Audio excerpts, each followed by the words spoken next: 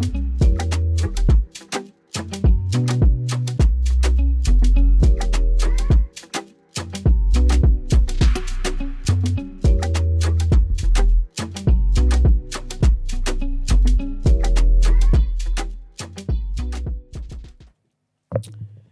morning. Happy new month. It is the 1st of December. I'm so happy to be saying that. It's the 1st of December. Welcome to TDA, the day after, your favorite news platform and the home of popular culture as defined by the culture. I'm one of your lovely hosts today, my own royalty. And they call me E-Man, the pro-black activist, TDA's producer and news analyst, melanin jam-packed. That's right. That is right. How's everyone this morning? Good, man. Can't complain. Love that. Brent, you got a mic today?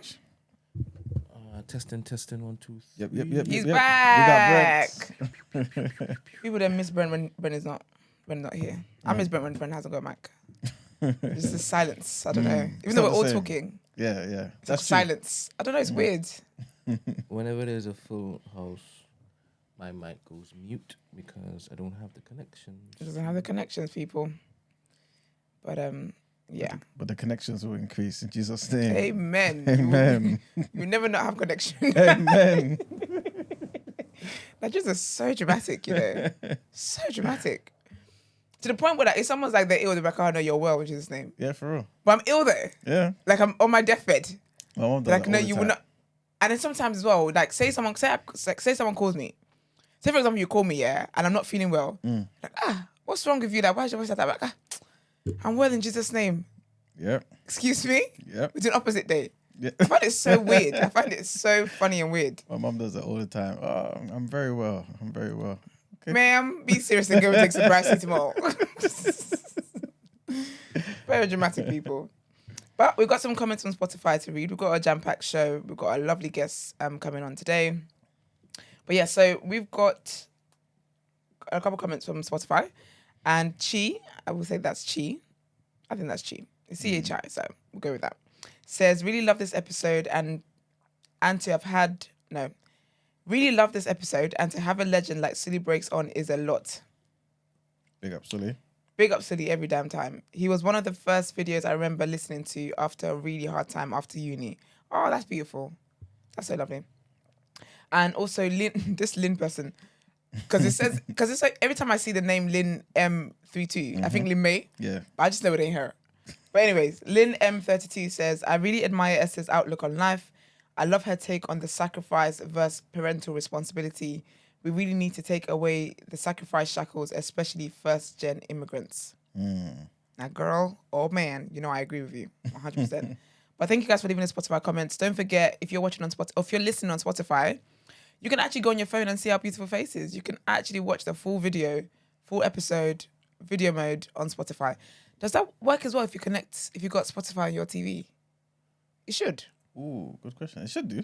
It's technology. Like, who would have thought about doing it on your phone but not on your TV? That would, yeah. Yeah, for real.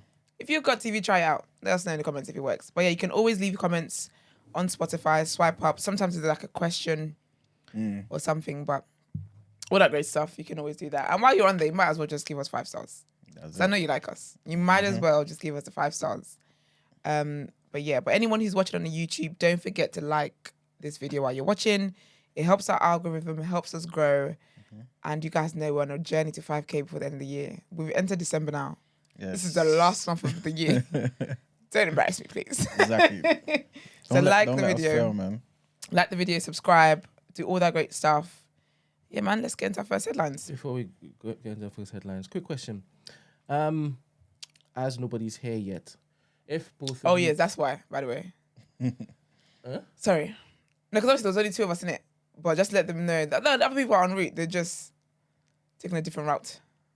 It's so funny, the 2 people that are not here, but anyway. Sorry, Brent, you were saying? If both of you all were to choose a cabinet from the chat, who would the positions? I would definitely have Christy. Oh, Are we for doing sure. like position, or are we just doing people? Because I can't think of the Don't positions. Just go people. Okay. Run through the titles, please. Manuel. Positions. So you got your deputy? Deputy Prime Minister. All right, cool. Yes. Deputy, you and Esther. Which ones are you gonna choose? Deputy. I think I'm still keeping my same deputy as last time, which is Christy. Okay. Okay. And Chrissy be deputy twice. Yeah, she's still She she's better in the be. chat. No, I wouldn't have Christy. I would actually have Rebecca. What, as your deputy, yeah? Yeah. Okay. I'd have Rebecca as my deputy. All right, Gina, we are running through the community and we are choosing positions for our cabinet. Hey, just sit down. Just shout names out.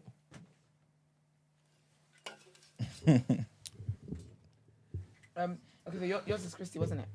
Yes, my deputy was Wait, are you Christy. getting involved in this? I'm doing wrong answers only. Oh, Why didn't you tell us answers. that? I could do that. I said I'm doing it. Oh, you can do that? Go on then. I think we can all do wrong answers.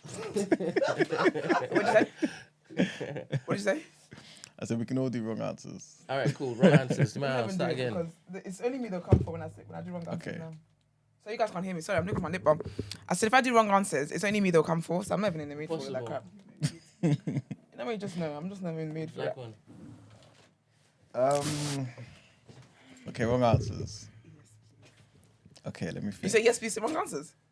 No. Oh, I said Gina's on sperm today. Good morning, everybody. Okay.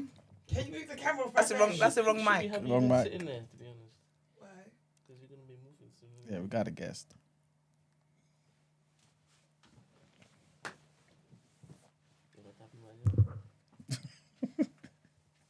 You know, what? Does Jim Shark do everything now?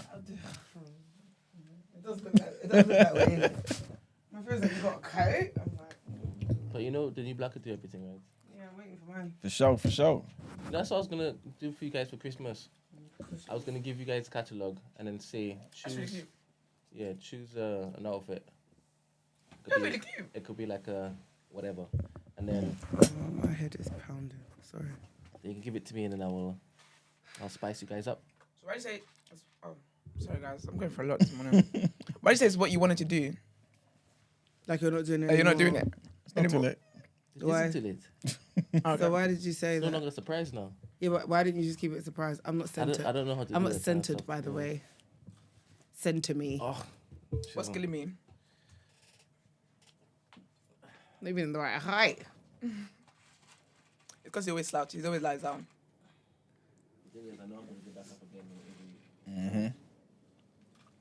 Who? Mugs. My babes. So why am I sitting in his seat? I don't know. I thought that. I thought you're gonna do musical chairs one more time. I'm not gonna lie, I have really bad migraine, guys. Oh, Addy. I know. And Why? it started from last There night. must be something going on. I I've got one too. couldn't sleep. I tossed like a tossing man. Sorry, that pause. I tossed like a tosser. No, it was really The first one was bad. not pause. The second one definitely was pause. And then I woke up and now my head is pounding. You got something in your mind? I don't think so. Like it's this side only. No, it's really annoying me. Sorry. You want a new friend? No, I'm not a popping pills kind of person. I'm like, ride it out like my ancestors did. popping pee. Stop looking at me. Oh, sorry. I'm annoyed because I really have to move again. Well, you don't have to do it now, so. But yes, wrong answers. Yeah. Okay, you know what? Is it too soon? It's not. It's definitely not too soon. No, I assume. Yeah? Oh no, I know you're gonna say. Go on. You know what, you might. Yeah, maybe they wouldn't really cook me. It's you're gonna cook. Go on, please do. Obviously, I'm saying in the spirit of jest. LOL. You know what I'm saying? LOL and all that. My deputy has to be Rebecca M. Because we will definitely do well. Is that a wrong answers only vibe or? We'll do well. My deputy has to be the one and only. The one and only. Can it be anybody else? Kevin. Kevin Thompson, baby. You took the words right out of my mouth. With Kevin by my side, I'll be leading the anarchy. I'm done. Upside down. But yeah, that'll be wrong answer only. That's my deputy. Esther stole my answer, so No, you can be twice. Yeah, You can be twice. I'd pick Kevin. That would Okay. Kevin, emphasize some things. I'm picking Kevin for everything. No, I've got a few more people. My in the whole back. cabinet. My whole I've cabinet got a is few more Kevin. people. I've got a few more people. All right, what's the next round? I'm ready. Let's go. Bennett done his deputy. Oh yeah. My deputy is going to be Ebony. Mm. Yes. I want to run a strict government. Okay, I do okay. believe that she'll be up for it. Okay, okay. I don't know if she will take my phone call. I'm so done. Cause you, yeah. You done blocked your ass. Wait, let me ask a quick question. Yeah. Yes. You know the in the what's the thing called the poll? Yeah. Yes. The question is clear. Yeah. Cause look at mine. Look at yours. Yeah. Is it? It's blank. Oh, you can't see it. Yeah. Some people have said the same thing. You know, I'm not Oh, sure. is If is your thing on Android or something? Yeah. Yeah. Can you all see the poll on yours Yeah, on your iOS system? we absolutely can. There we go. I think it's Maybe an Android maybe issue. It's an Android I can thing. see the. I haven't voted and all. I can see the options, not the question. Yeah. All right. For the majority who are Android users, the question in the poll Wait, did is. he just say the majority? That's right. You heard me. This is somebody that's trying to get an iPhone, by the way.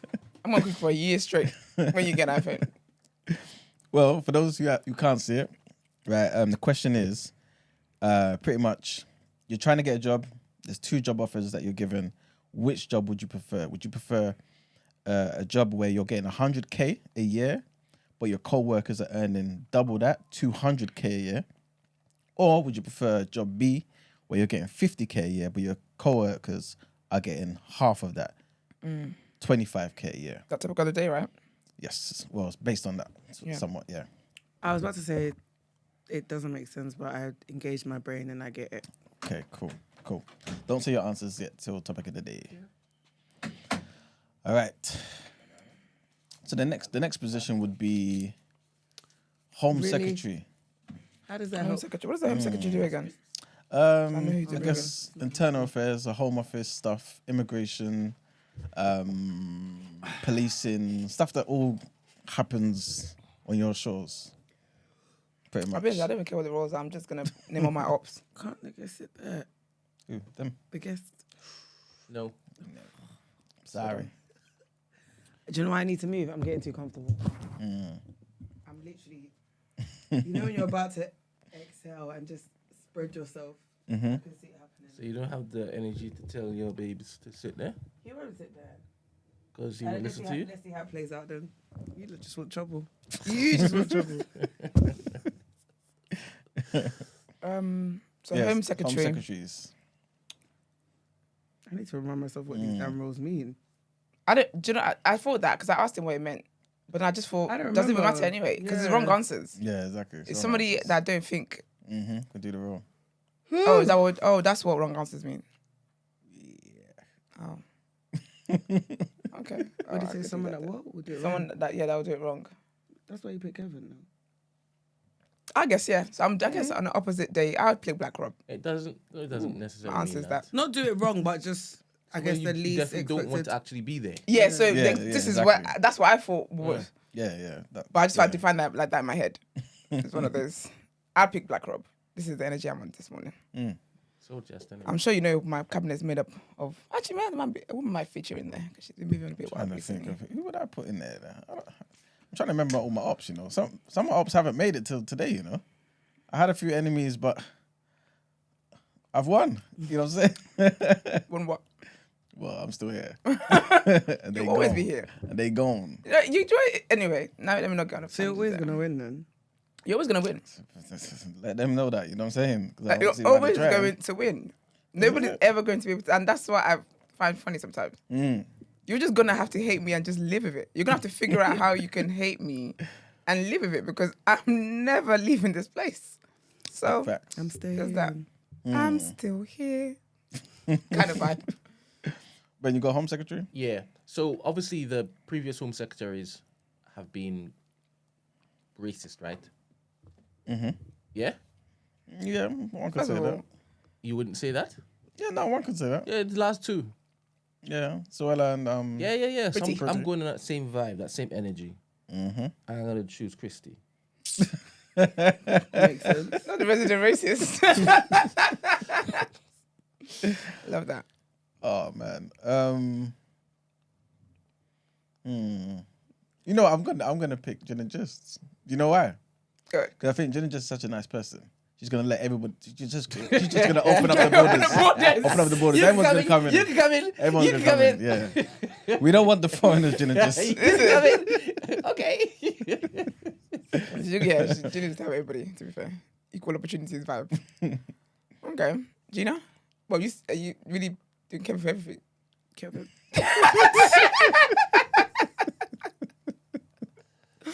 Love that. Do you know what today's episode is? You know when I'm home alone, pass it to Kevin, pass it to Kevin, pass it to Kevin, pass it to Kevin. That's me. All right, next. Foreign Secretary. This is now you liaising with people from other nations. Fanan. I told you, none of these roles, like, none of them matter. This is where we're at. So there's that. Let me think. When you got Foreign Secretary? Yeah, I think so.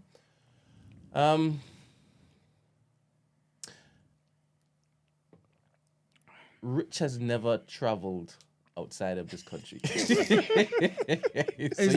that a joke? First of all, Is that a joke? You'll be the First of all, best Rich- person nah, to negotiate deals. Wait. First of all, yeah. Mr. I like to wear long shirts like their dresses has never left the country. But there's reasons why. There are there. reasons to It's that. not fair. Why is it not there?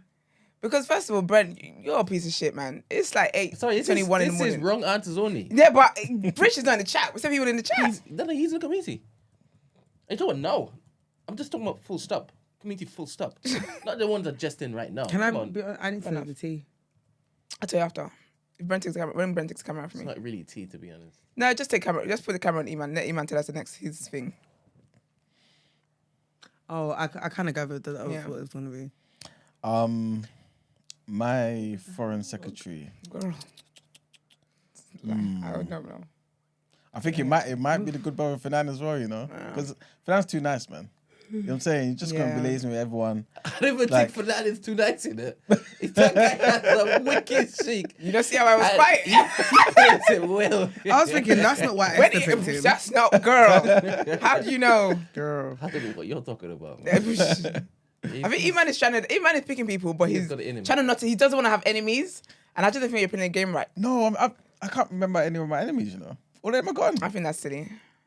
It's childish, and that's how you get got twice. To be fair. You out here not remembering shit. That's fine. Okay. If that's who you want to do. What's Brent's one? Oh, who was Brent's? Rich. Oh yeah, Rich. And then Gina's Kevin. Okay. Pass it to Kevin. Next one. Okay, so Chancellor. Economics. Ooh.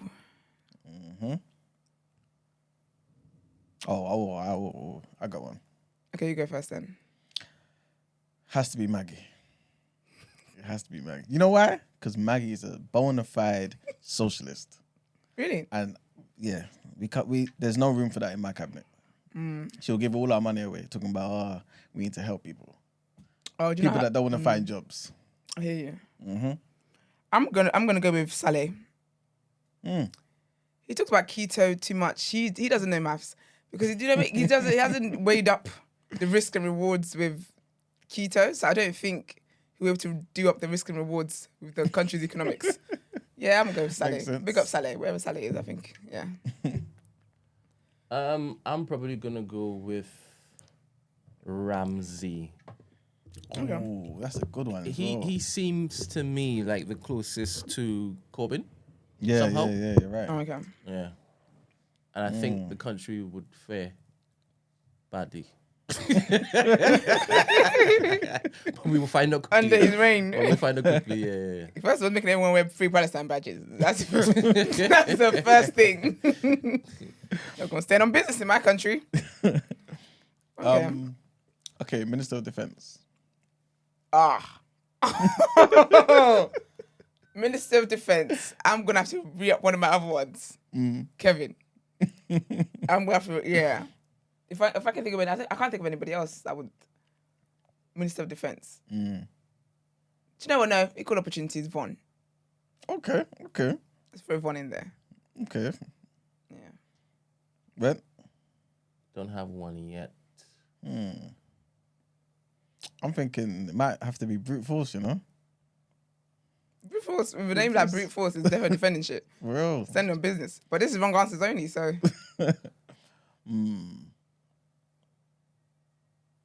brute force would definitely defend. Force? Did we resign that name? Who's that? Oh, Valerie. Oh. She did well though, resigning that. Yeah, big up Especially Valerie. with us. We don't resign shit.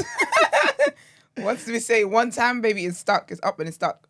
You did I well with will that. probably go with the boxer. Kevin. Yeah. Yeah. Yeah. That's the quickest way to nuke everything. Yeah. Minister of Education. No, I wouldn't choose Kevin. Oh. Ah. No, because he would look to use the army to get rid of all You. of the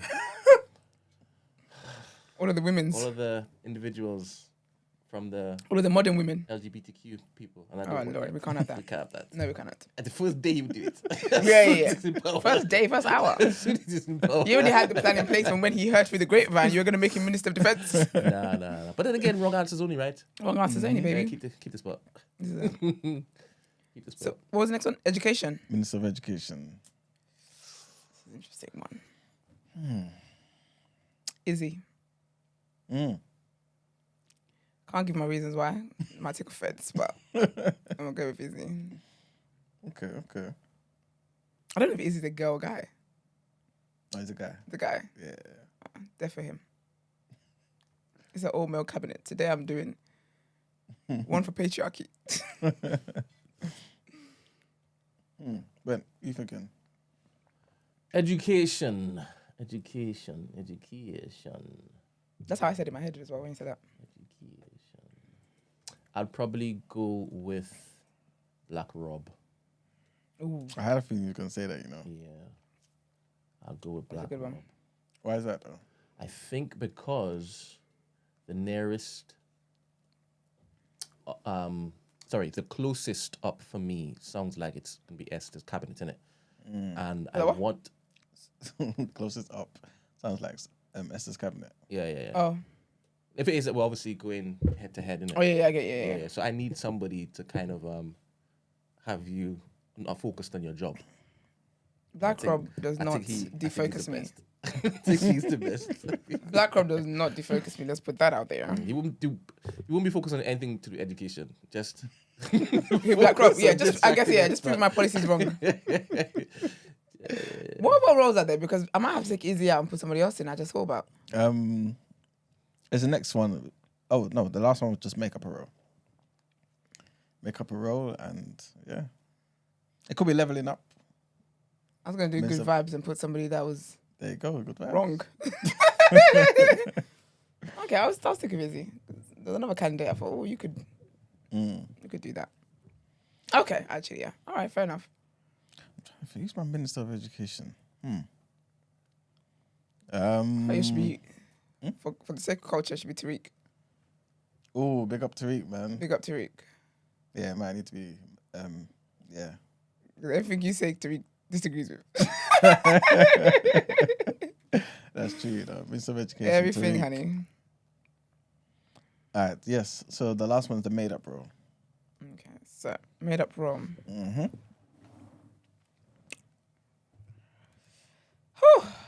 I want a sexual slave. Oh God. Hey. Nah, then. You know what? You know what's crazy? Is that I sound so talking about. Is everything all right I don't at like when home? brothers have a mic. I'm questioning that. Maybe today's day you should have had a mic. What? Volunteer. Gosh, I would like a volunteer. So you decided to go sexual slave as a volunteer? as a As in volunteer? the person volunteers to be a sexual slave. Yes. So it's not. Obviously, the slave word is very negative. Britney, wait, I'm just thinking. Britney Spears really said I'm a slave for you. Did you get at the time? Was that right? Slave. Sorry, it's one of the best songs ever, though. It actually is. It's crazy. Sorry, we're slaves to the flipping corporate system anyway, right? 9 to 5s, clocking in, clocking out. That's what I Long. need. Kiss my obviously. teeth, dead Of course you ass. do. Of course I do. It's because you put sex in the round. Oh, wow. Wrong answers only. Wrong You would answers have to only, be a man, baby. right? I'm guessing. Or It's your role. You would have to You be do a whatever you colleague. want to do. Don't you dare look at me, dickhead. Friend, I have a headache, but best believe I will get up and knock you on the side of your head. Wait, we're gonna make. He We're said, gonna make you. yes. That's what he looked at me. He said, Bogarts is only a man or a colleague. Then he did this. Look. Terrible. So sicko. All right. Let me change the No, you actually need help. No, I know. No, I'm deep. Listen, I know you You know. actually need help. No, I know. I'm crying. Like, I'm aware. Made up rule. Should we all have the same made up rule or just different made up rules? Actually, let's do it. I've got a different one. What was yours? Mine's Minister of Security Service. But that's defense Boring. though. It is, but this one is Live a little. specialized. Oh, to protect you. No. To protect the secrets of the government and spying and all them type of things. There. Now, I want to know who you got for that. Only one person. Go on. Chizuke.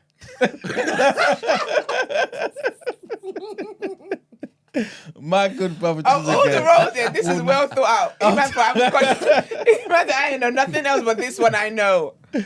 Hey, I'm telling you. He'll just give up. He'll just give it up. Just give it up.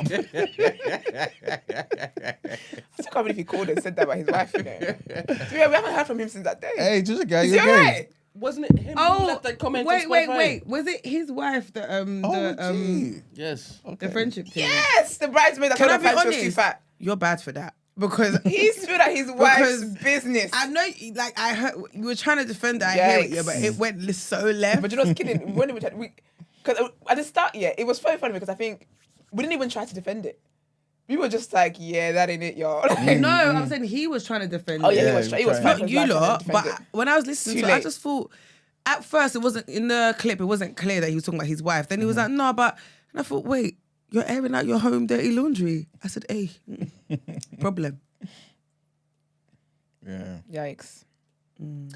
I guess I would go with the same choice, not the guy, but the title, the position. Sexual slave. Sorry, Security Service. sorry. We've moved on from there, haven't we? And choose someone who can't keep a secret because they are incapable of keeping secrets. But I believe if it offends them, they will let it go. Yeah, they will. They'll expose it. And that is my good friend Von. Ooh, yeah. He was One the got embarrassed. One time blew up Shayla's whole thing. Yeah. Crazy. He's like, I can't sit on this. This Crazy. Is disgusting. This is terrible. Damn. I'm not like you other Yeah, fellas. man. Nah. Nah. No ratings for that, if we're being honest. Since we put that up. That was wild. That was a wild thing. Standing on principle. Boy, they didn't even try to stand. I mean, if we're going with the same one, I was going to do a good vibes one, but And put good vibes caller. no. Good vibes is good. Good vibes caller is good vibes caller. Good vibes caller is good vibes. So if we're doing wrong answers only, I had somebody for that. But I think I should just go with that anyway. Because even if this foreign thing, because I'll be honest with you, all of these roles, I don't really care about what the roles are. I just, all people as far as I'm concerned, none of them will ever be in my cabinet. So I just might as well. I would go, I was going to say something else, but I can't. I would go for that urban TV person. That's a good shout, you know. That's a great shout. That's a great yeah. option. Because good vibes, wrong answer, that just explains itself. The role that you made up, you know, able to keep secrets and stuff like that, from what I've seen, what's been shown to me so far, this is not someone that's necessarily privy to the secrets anyway, but then they try to find out the secrets, and when they find out the secrets, they just overuse the said secrets. So yeah, Terrible. it's just made for you. That's just you. So that's who I'm gonna go for. And just to round it up, Gina, who's yours? All right, thank you very much. I actually wasn't gonna go there though, but Here we are. so here we are. I was gonna make something else up, but Who else would you have picked? who's the specific person that blew up? Shayla. Like, was one person, Von, innit? wasn't it? Was the one. Who was one I was on the phone that was Ninian's his? Nightfall. Oh, Nightfall. Wait, I actually, forgot about Nightfall, Nightfall. innit? So I would give wasn't- Nightfall the was it role Nightfall? of like. It wasn't Nightfall though. But who wasn't it was Nightfall that explaining told everybody himself. else? No, but who's the one who went and did? think so. Who's the one that went and found the pictures and did the whole found the person, like found who the real person, like the picture she was using and stuff. I think it was Ebony, you know. Oh, so then I would give her the role of like Russian spy because Yeah. she came back with the I don't know if CRB. it With was the, Ebony. No? whoever came back with that CRB on the quickness, with the details, I need you on my cabinet. But this is not wrong answer though. I know, but this is That's the right answer. it's the right answer. So But for a wrong answer though, actually, yeah. So my good vibes one will be urban person. The foreign secret C one. Whoever it was that actually went to spread the tea about Shayla is that person.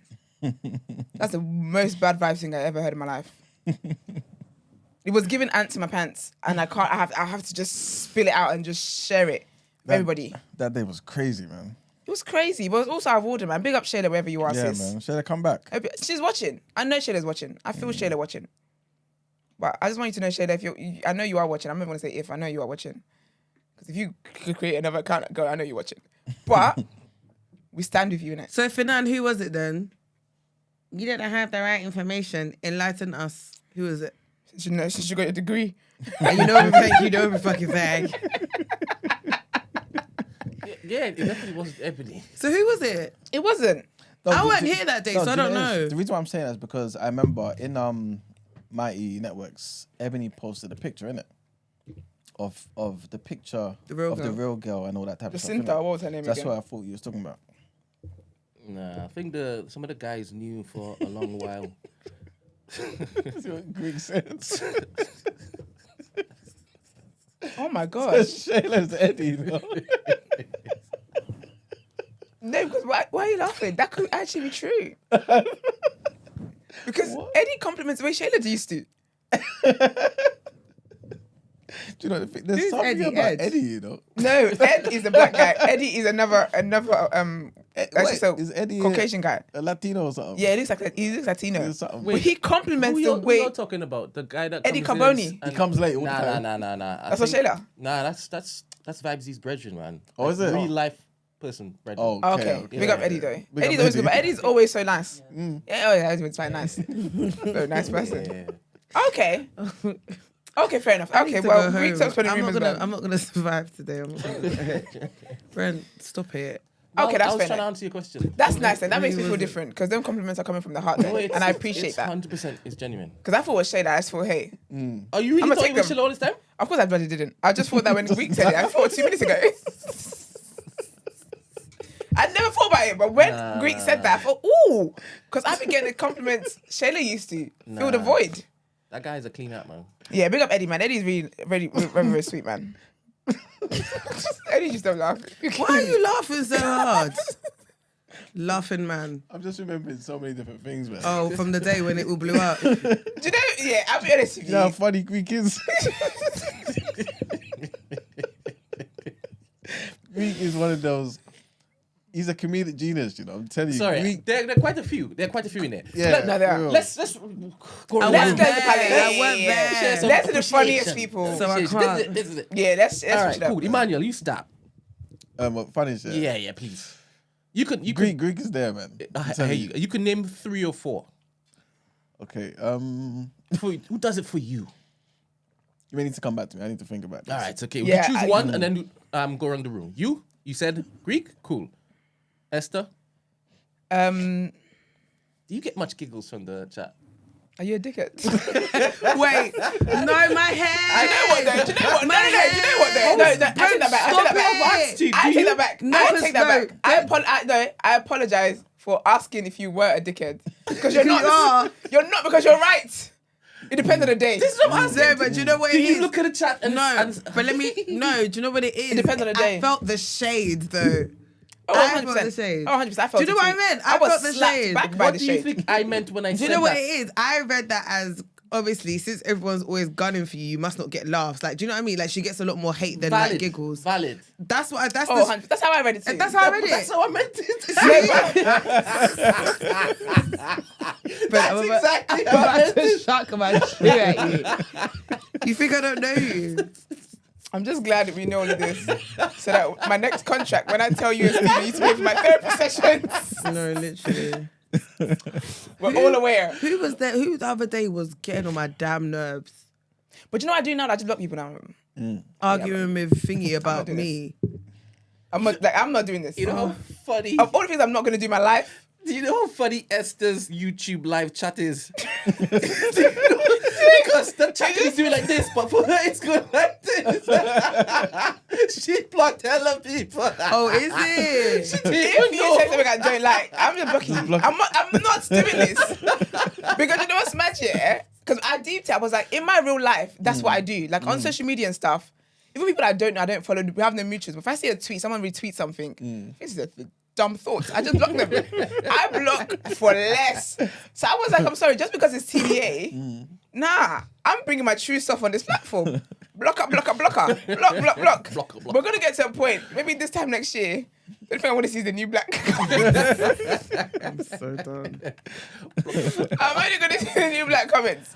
Block, man. I ain't got time for foolishness. Dina. First of all, you're out of order. You really skip me because you think I don't get shits and giggles from it. I do. Oh, I thought you answered. No, I didn't answer. Who did I say then? You said, yeah, Since you got your degree. nobody. No, I didn't say that. All right, who's Making funny? things up. I actually don't know, you know. I think Ed's funny. Okay. I would say Rebecca, man. There was a moment where Rebecca had a Rebecca's switch funny, and I yeah, just man. said, okay. Prime Rebecca. Ooh. Yeah, man. Ooh. Rebecca, yeah. Sweet. I mean, since the Kansara thing, what's his name? Sankara. That's been a bit low. That was your fault. But, you know, if the funny Rebecca could just come back to the altar, that'd be great. Yeah, I never thought that she'd be Rebecca is hilarious. shot off the podium. But I never knew it would be Manny on these. I didn't think it would be Manny. Never knew. I that. never. Never expected. Rebecca's it. just got a new job, man. She'll be back. Yeah, she needs to be back, man. Yeah. For me, up there, I've got Von. Finan about to get blocked. Finan talking about it's not hate. I've got I Von. don't like that comment. I've got Von. I've got Fanan. I've got Greek. I've got Rebecca, Prime Rebecca, Yeah. and There's actually a lot of funny people I sometimes just it's can't think. Star Crow. Starcrow says, drop some one-liners that are funny. Yeah. Any other girls? Sometimes when it is Maggie gets really vexed with you, Emmanuel. Or with me. Yeah. I don't know if she means to be mean or whatnot. When she just, yeah, that's cool. But outside of that, I don't know if there's anybody more, man. I don't think there's anybody else for me.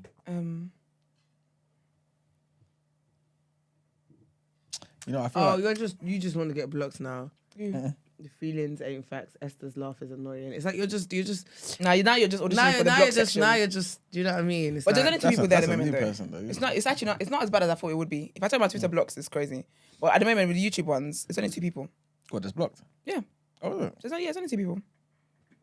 One of them will never be unblocked. but you know what? It's good. Not even though. Christ can tell me to unblock him. It's Impossible. good that you do that. You protect your peace because before Always. I've only started doing that now. Whenever I get a comment, I don't know. Tracy too. Oh, Tracy, yeah, Tracy's funny. She's like a deviant. She's on your length. She's on your wavelength. Deviant joker. Yeah, that's what you use her like for like. Yeah. Very deviant joker.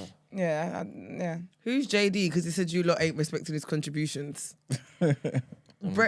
Brent's shaking his head. I don't know who JD is. Yo, where's Reggie at, man? Where's Reggie? He seems to me like he's a busy guy. Reggie's a busy guy though. Big up Reggie, man. Yeah. I don't know how they kind of We got Reggie, just checking. talk amongst themselves. Like apparently he has some industry. Yeah. job. Oh, is it? Yeah, Okay. yeah. One day I'll find out what it is. Yeah, I'll find out. Yeah, you cool, will. cool. I believe you will. Not to joke about that. Excuse me? Sorry. To joke about that. Sorry.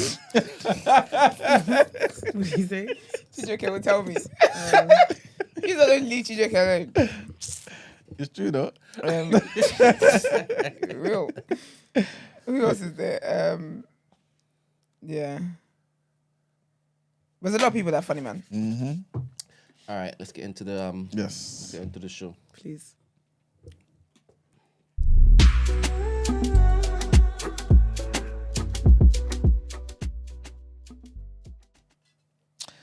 All right, so our first headline, of course, takes us to Israel. And Palestinian prisoners released from Israeli jails say that guards carried out abuse and collective punishment in the weeks after the Hamas attacks on Israel on the 7th of October. They have described, being hit with sticks, having muzzled dogs set on them, and their clothes, food, and blankets taken away. One female prisoner has said that she was threatened with rape. Wow. And that guards twice tear-gassed inmates inside the cells. The BBC spoke to 6 of these people, right? And all of them said that they were beaten before leaving jail. The Palestinian Prisoners Society say that some guards are alleged to have urinated on handcuffed prisoners, and that 6... these people are mad, you know. Why would you do something like this? Like just peeing on people. As in peeing? As Yeah, in they urinated on them. And that 6 prisoners have died in Israeli custody in the past 7 weeks. Israel says all of its prisoners are detained according to the law. Next headline. This was a continuation somewhat of yesterday's story with Piers Morgan. And the author whose book triggered a row over allegations of racism within the royal family has said that the naming of 2 people in one edition was not a deliberate publicity stunt. Shut up, man. Omid Scobie was speaking to BBC Newsnight, and he said that he did not know how a Dutch translation of Endgame came to include the names. 2 royals are reported to have asked about the skin colour of the Duke and Duchess of Sussex unborn baby. Scobie said that he swore on his life that the naming was not an orchestrated stunt. He said a full investigation was underway to discover how the names were included. Adding the English version of the book I wrote, the book I edited didn't have names in it. That's what he said, right? The passage relates to allegations made by Prince Harry and Meghan during their tell-all interview with Oprah Winfrey in 2021. In the English version of the book, Scobie claimed that there had been 2 people involved and that he knew their identities, but he said for legal reasons the names could not be disclosed. However, in the Dutch language version of the book, entitled Eindstrijd, appeared to identify the 2 royals alleged to have been involved in the conversation. Broadcaster Piers Morgan identified the 2 royals alleged to have made the comments on his television show on Wednesday, and some other media outlets have since followed suit.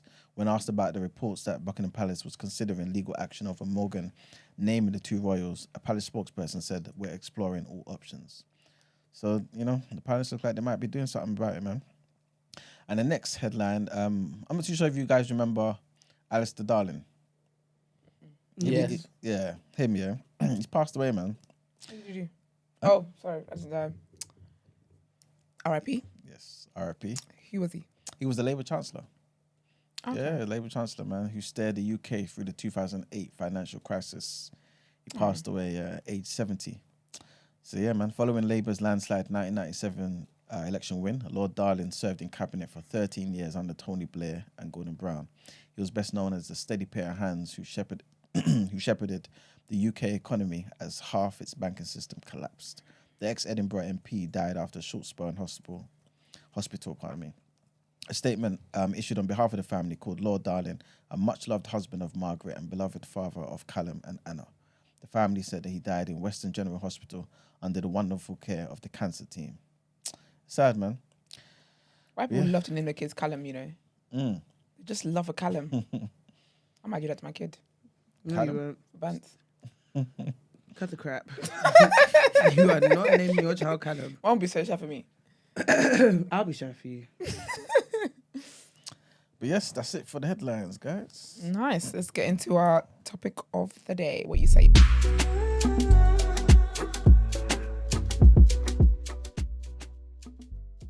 It's crazy. I mean, he said quickly read that to yourself. No, because of the thing. You didn't hear. Yeah, all I heard was read. When he was gonna. All right, so our topic of the day today, honeys. Are we our own barometer, or do we rely on comparisons with others? If you haven't yet, there's a poll in the chat. Let me read it to you. Oh, awkward is not coming up for me anymore. Oh, it's not soon. No, it's just a number now. Okay. Well, this is awkward. So, Brent, do you have it to read it, please? I have the poll. Question is, you get 2 new job offers. Yeah. What job do you choose? 100K a year, but your co-workers earn 200K a year. or 50k a year, but your co-workers earn 25k a year. Okay. Okay, how long did you read? It's been long, man. But I'm also trying to take in everything that the person is saying. I'll come back to it, man. Did you even finish? No, I did, but I wanted to take it in. So let me just unlock it. Do you want to pick it up? Yes, please. Because it might switch up Yeah, again. it's just the whole thing. Go on, Emmanuel. But yes. So our topic of the day. Esther, you read out. You just read out the poll. Yeah, just a question. Okay, so yeah, the question is, well, actually, Esther just said it. It's basically to do with contentment, right? Are we our own barometer, or do we rely on comparisons with others? Yeah, and this is the question I'm asking because of a poll that we put out, which is, if you were given two jobs, right? Well, you're looking for a job. There's two job offers given to you. What would you choose? Would you choose 100K, right? Knowing that your co-workers for the same role are getting 200K, or would you choose 50K and your co-workers get 25K? Somebody asked a question, are the co-workers doing the exact same job as me? Because what you've put up, for a lot of people, it's an easy choice. Okay, cool. But if it is that you look to change the parameters a bit, maybe it will be harder for them to... Okay. Yeah. Okay. For the same, let's just keep it. Let's keep it controlled. Yeah. So for the same roles, that's what's happening. As in, like the question. That's what I thought anyway. It was going to be the same roles. Yeah. Yeah. Yes, So do you want to answer? Yes, please. I would do the 100K, Okay. and everyone gets 200K. Okay. Because I'm sorry, why would I do 50K? Everyone gets 25. So I would do, I would do 100K, and everyone gets 200K. And obviously, being how I am, I'm going to add a bit of Maggie into that. Excuse me, that's not my only job. 100K here. I'm doing other things. It's all balancing out. Wait, it took you that long to read this? Oh, What? you To are read down what? bad. Terrible, right? You know what I even did? Maybe it was processed at the I same time. even went to read. You know the bottom of the email because I thought. Okay, this is No, You're done bad. Do you know why? Because I was reading. Emmanuel, you're done bad. There is no justification for that. And I think it was processing as it was reading Yeah, it. he's like, is there spice in here? Because I think I hearing it, but You know I don't care. Innit? Gina, we don't. just make sure. In fact, let me behave No, myself. go on. I'm not gonna. No, because No. we're on the same side. We're on the same side. What, the Ghanaian side? What do you You want need to to say tap his side? neck, Gina. I don't like how we just talked to you just now. It's fine. I got a headache on a normal day.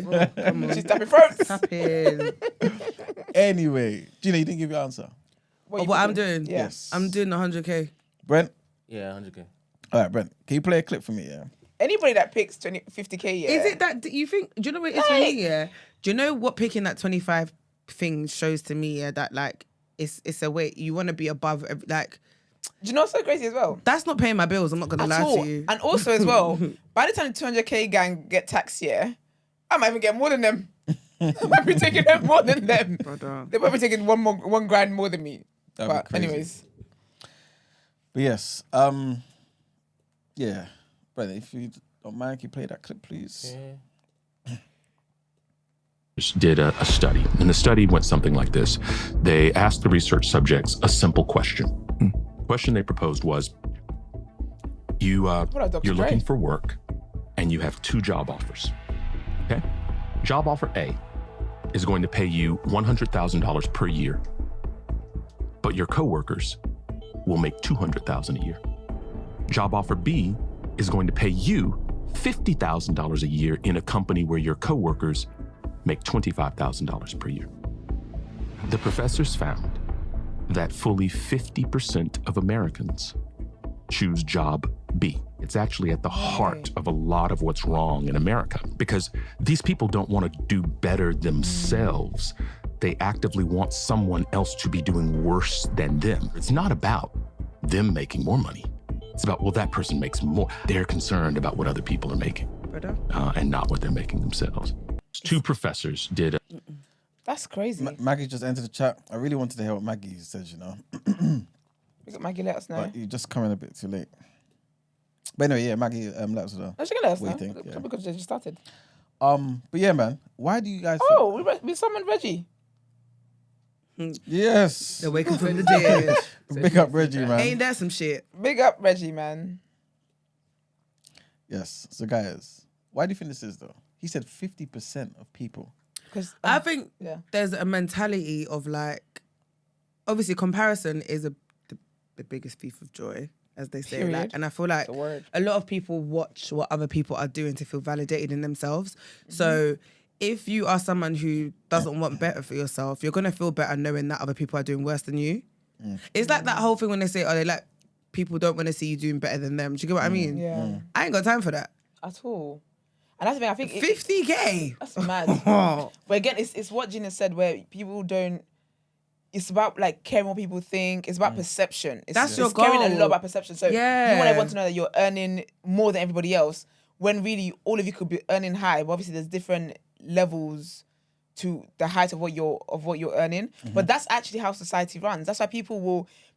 I've actually heard people who have struggled to get into an industry because they had nobody they could help, they could ask or anything like that. And they get to that position and they say that, and they've got people asking them and they say that they're not going to help them because when it was them, no one helped them. And I'm like, yeah, but you're in a It's the same position now to be able to help somebody else. Like, and that's just very, very human, human way of thinking, where you just see people as competition, you just compare yourself to other people. Because think about it, a lot of people, yeah, if you have what you have, yeah, you are very content with it. Let's say you buy a car, right? You buy a car, you're very happy, you've been wanting a car for a long time, you worked hard to make sure you pass your driving test, wherever. You get your car, you are very happy about this car in your home, right? Or in the showroom or wherever. The moment you drive outside and you see somebody else with a Porsche, all of a sudden you feel like your car isn't nice enough, but it was. 5 minutes ago, until you knew what somebody else had, it was nice for you. Do you get what I mean? And that's what, unfortunately, that's like the human way of thinking. So I'm shocked that 50% thought that. But at the same time, I wonder if they did it in this country, what it would come out as. Because I can't really say my reason why I think that came out the way it is. Might be. People will be offended. But I'll be interested to see what that experiment, what results they would get in this country. But again, it's people compare, and all of a sudden the thing that you see as valuable because someone else has better than you, or you actually deem it as better, all of a sudden now you just think your thing is not that valuable anymore. Oh, yikes. Do you feel like this would change if the amounts were different? So, for example, let's just say one job offer is you're going to get 500K, yeah, a year. Yeah. But your colleagues make $1 million. Yeah. So you're getting 500, okay. 500, they're getting $1 million. Or you guys make, take home 500K, but your colleagues get 250K. The thing is, Or 100, okay. Or 100K and your colleagues get 50K. So you get 100K, your colleagues get 50K, or you get 500,000 and they get 1 million. I'm still taking the I'm still 500K. taking 500K. Because Emmanuel, 500K is a lot more than 100K just for bragging it. rights to say I earn more than you. Yeah. That's not paying my bill. Do you get what I'm trying to say? It's like I hear it, yeah, but the way like what's the not the goal, the prize. The prize is, to me, is bragging rights. Is me saying I earn more than you. Yeah. That is not worth 400K, bro. I'd rather take the additional 400K and not brag. It's okay. Do you see what I mean? When I weigh it up, it doesn't make sense. Just to brag. Oh, spare me. I wonder Bragging if don't help. anybody in the community has a different answer to what you all seem to be choosing. So I mean, if some you people ring did. us- Because some people did because the vote was. yeah, but can you call Yeah, up? can you please? call up, please? Yeah. 075 6484 'Cause it could be something 1073. that we may not be considering. Yeah, maybe we're not saying something. So the number is 075 6484 1073. Let us know what your thoughts are. Emmanuel, you're normally the pushback king. Try to convince us that we should be going on the other side. What did you pick? Oh, the logical thing. I literally, when I saw this, I literally shouted out, "Oh my God." That's what I literally did by myself watching this. And I was like this. I hear it though, And all- because it doesn't. It's because it's not logic. Yeah. Did they explore it further though? They probably did, but it's not in the clip, so I don't know. But obviously people may get onto me for this, right? But I see this as like an extension of socialism. I feel like that's how people think. where it's like, okay, cool. I am not comfortable with people earning this much money. You know what I'm saying? And so I would prefer if we all kind of earn a lot less. Because if I ask the question right now, yeah, people may obviously not see the link, but in my brain, the correlation is clear. Like, do people have a problem with billionaires existing? Like, people have a problem with billionaires existing. Like, I don't understand why. I just don't get it. Do you know what it is? I think I don't have an issue with billionaires existing because God knows I want to be one of them. Amen. Amen to that. Do you know what I mean? But I think it's where there's a massive disparity between those people and then like, do you know what I mean? Yeah. I think for me, I don't even think it's like individual entrepreneurs who are billionaires. I think my thing is more like the government and like everybody else, because there's such a big difference, and your job is to kind of look after everybody else, but you lot are in your big mansions, and do you know what I mean? And you're not affected by half of the stuff that you're meant to be like doing policies for. But then you, on the other side, you see those that it does affect and you don't give a shit. I think that's what more annoys me, as opposed to like a self-made billionaire. How can I be mad because you engaged your brain and, do you know what I mean? You managed to birth something that's... But people have I ain't hating on that. Do you know what it is though? I think it's a spirit that lives in people. Because sometimes people can't celebrate with people. Because you know what it is? You know, sometimes if you see someone doing something that you want to do at some point, yeah, for some, it lands differently with different people. Some people see that as inspirational. And like, oh my God, that's amazing. Da, da, da, da, da. Some people are envious about it, but then they do nothing about that envy. It's just like, oh, they just feel like, oh, I wish that was me. But some people are envious to the point where even though it's what they want to do, they admire what you do, they love what you do, they will just go out of their way to try and destroy what it is that the person's doing. Do you get what I mean? There's different tiers. And that's how I see this. Like this, it just speaks to human nature and how things land in different hearts. Because I'm not caring what anybody else is earning around me. Do you get me? But if I can do something where it's like, we're all going to be up. Because really and truly, I saw that as, I'm going to be up. I'm not seeing that as they're going to be higher than me. I'm just seeing that as I'm going to be up. Do you get what I'm trying to say? Morning, caller. Morning, it's Maggie. I Morning, feel Maggie. like I've been summoned. Hello, Maggie. Good morning, Maggie. That'll do it. Morning, everybody. Morning. I would just so my initial answer was option A to the question, because obviously the difference in pay from 50k to 100k is huge. So it makes sense. However, I just wanted to add that I have been in a situation where I've been in a good job, a management job, but I have been paid less than some of the other people that are doing the same job as me. Yeah. And when I found that out, it did take I was happy with my salary at the time. However, when I found out that there was a pay discrepancy, I felt devalued in my job. Okay. Because there wasn't actually any proper reason as to why I should have been paid less than other people. Yeah. It went through a whole process. I ended up getting promoted and being paid a lot more. So I'm just going to say, I just wanted to just add that other aspect of it does, if you know that you're being paid less than your co-workers in the same role over time, it can make you feel very like devalued in your role. Yeah. Like, I get that though, and it makes perfect sense. So do you not relate it to like ambition though, in any way? If you're, for example, earning 100k, but your colleagues are earning 200k, but you prefer to earn 50k if your colleagues are earning 25k. Not you necessarily, but people who kind of choose that option. Do you see a correlation with ambition? No, I feel like for option B, it really does feel like you just want to be earning more than other people. So for me, that's why that's not really like it doesn't really make sense to choose that option. But I would just say, like, to stay in option A for a period of time, knowing that other people are earning twice your salary, I feel over time that wouldn't be sustainable. I think people would want to move. Okay. Because can you imagine, like, somebody, like, you know, you're working just as hard or maybe even harder, and you know somebody is earning double your salary. And like I said, that happened to me when I found out, actually by accident, because the person revealed their salary. I was shocked, especially considering that the area that I was working on was actually bigger. I had a bigger area of responsibility. I actually ended up becoming that person's boss a few months later. So that's so for me, it wasn't so much that I felt like they should be earning less than me. I felt I was being undervalued in that role. Yeah. Yeah. That makes sense. Makes sense. Yeah.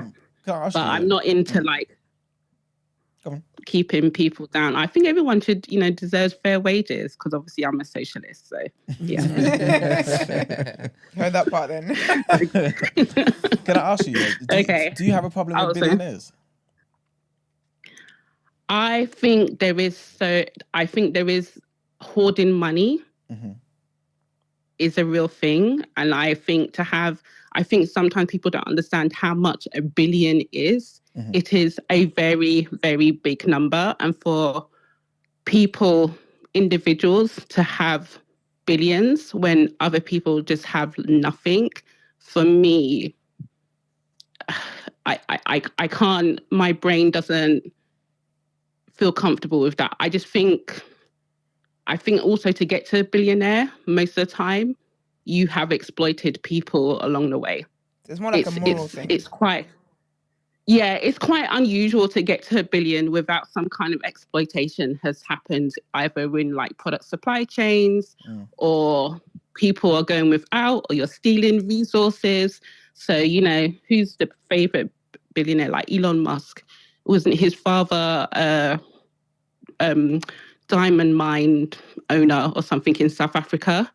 That to me says a lot. That to me tells me people have died, people have been exploited for this person to become that rich. What if it had nothing to do with Elon? But Elon, he benefited from his father's money to set up his other businesses, right? So you would be happier if he was just a millionaire as opposed to a billionaire? I don't think anyone needs to be a billionaire, if I'm honest. All right. And I include Rihanna, Beyonce, all of those people. I think it's a lot of money. Yeah, but need aside though, yeah. Like you're saying, for example, using Elon Musk, you're saying obviously he would have benefited from the exploitation of his father's business and things of that nature, yeah. And obviously he's a billionaire. But would you, if he wasn't a billionaire, like would you have the same vim? I have it for anybody. Go on. I have it for anybody that's basically gotten wealth through the exploitation of other people. Yeah. So whether that be historical, through your family. So people that own Tate and Lyle Sugar, you know, the descendants of that. You're rich because your ancestors exploited mainly Black people through the slave trade. That's how you're rich today. But what I'm basically getting at is, if they wasn't as rich, the same past, the same history, but they wasn't as rich, would it still mean the same thing to you? Yeah, it's still the same thing. You're rich because you exploited other people. Okay. So whether it be like a 10 million to a billion, I just think a billion. I don't know anyone that's got to a billion that hasn't exploited people. But if there are billionaires that do that, please in the chats, please speak up. But I don't know anyone. But like, I guess it's kind of like what you said, isn't it? It could be anywhere along the supply chain, isn't it? So like, even if the person's not privy to it, like, so really, nobody's hands will ever be clean, isn't it?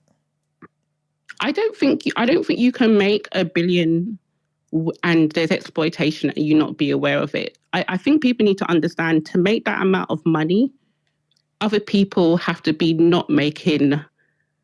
You have to cut corners from it. So I work in sustainability.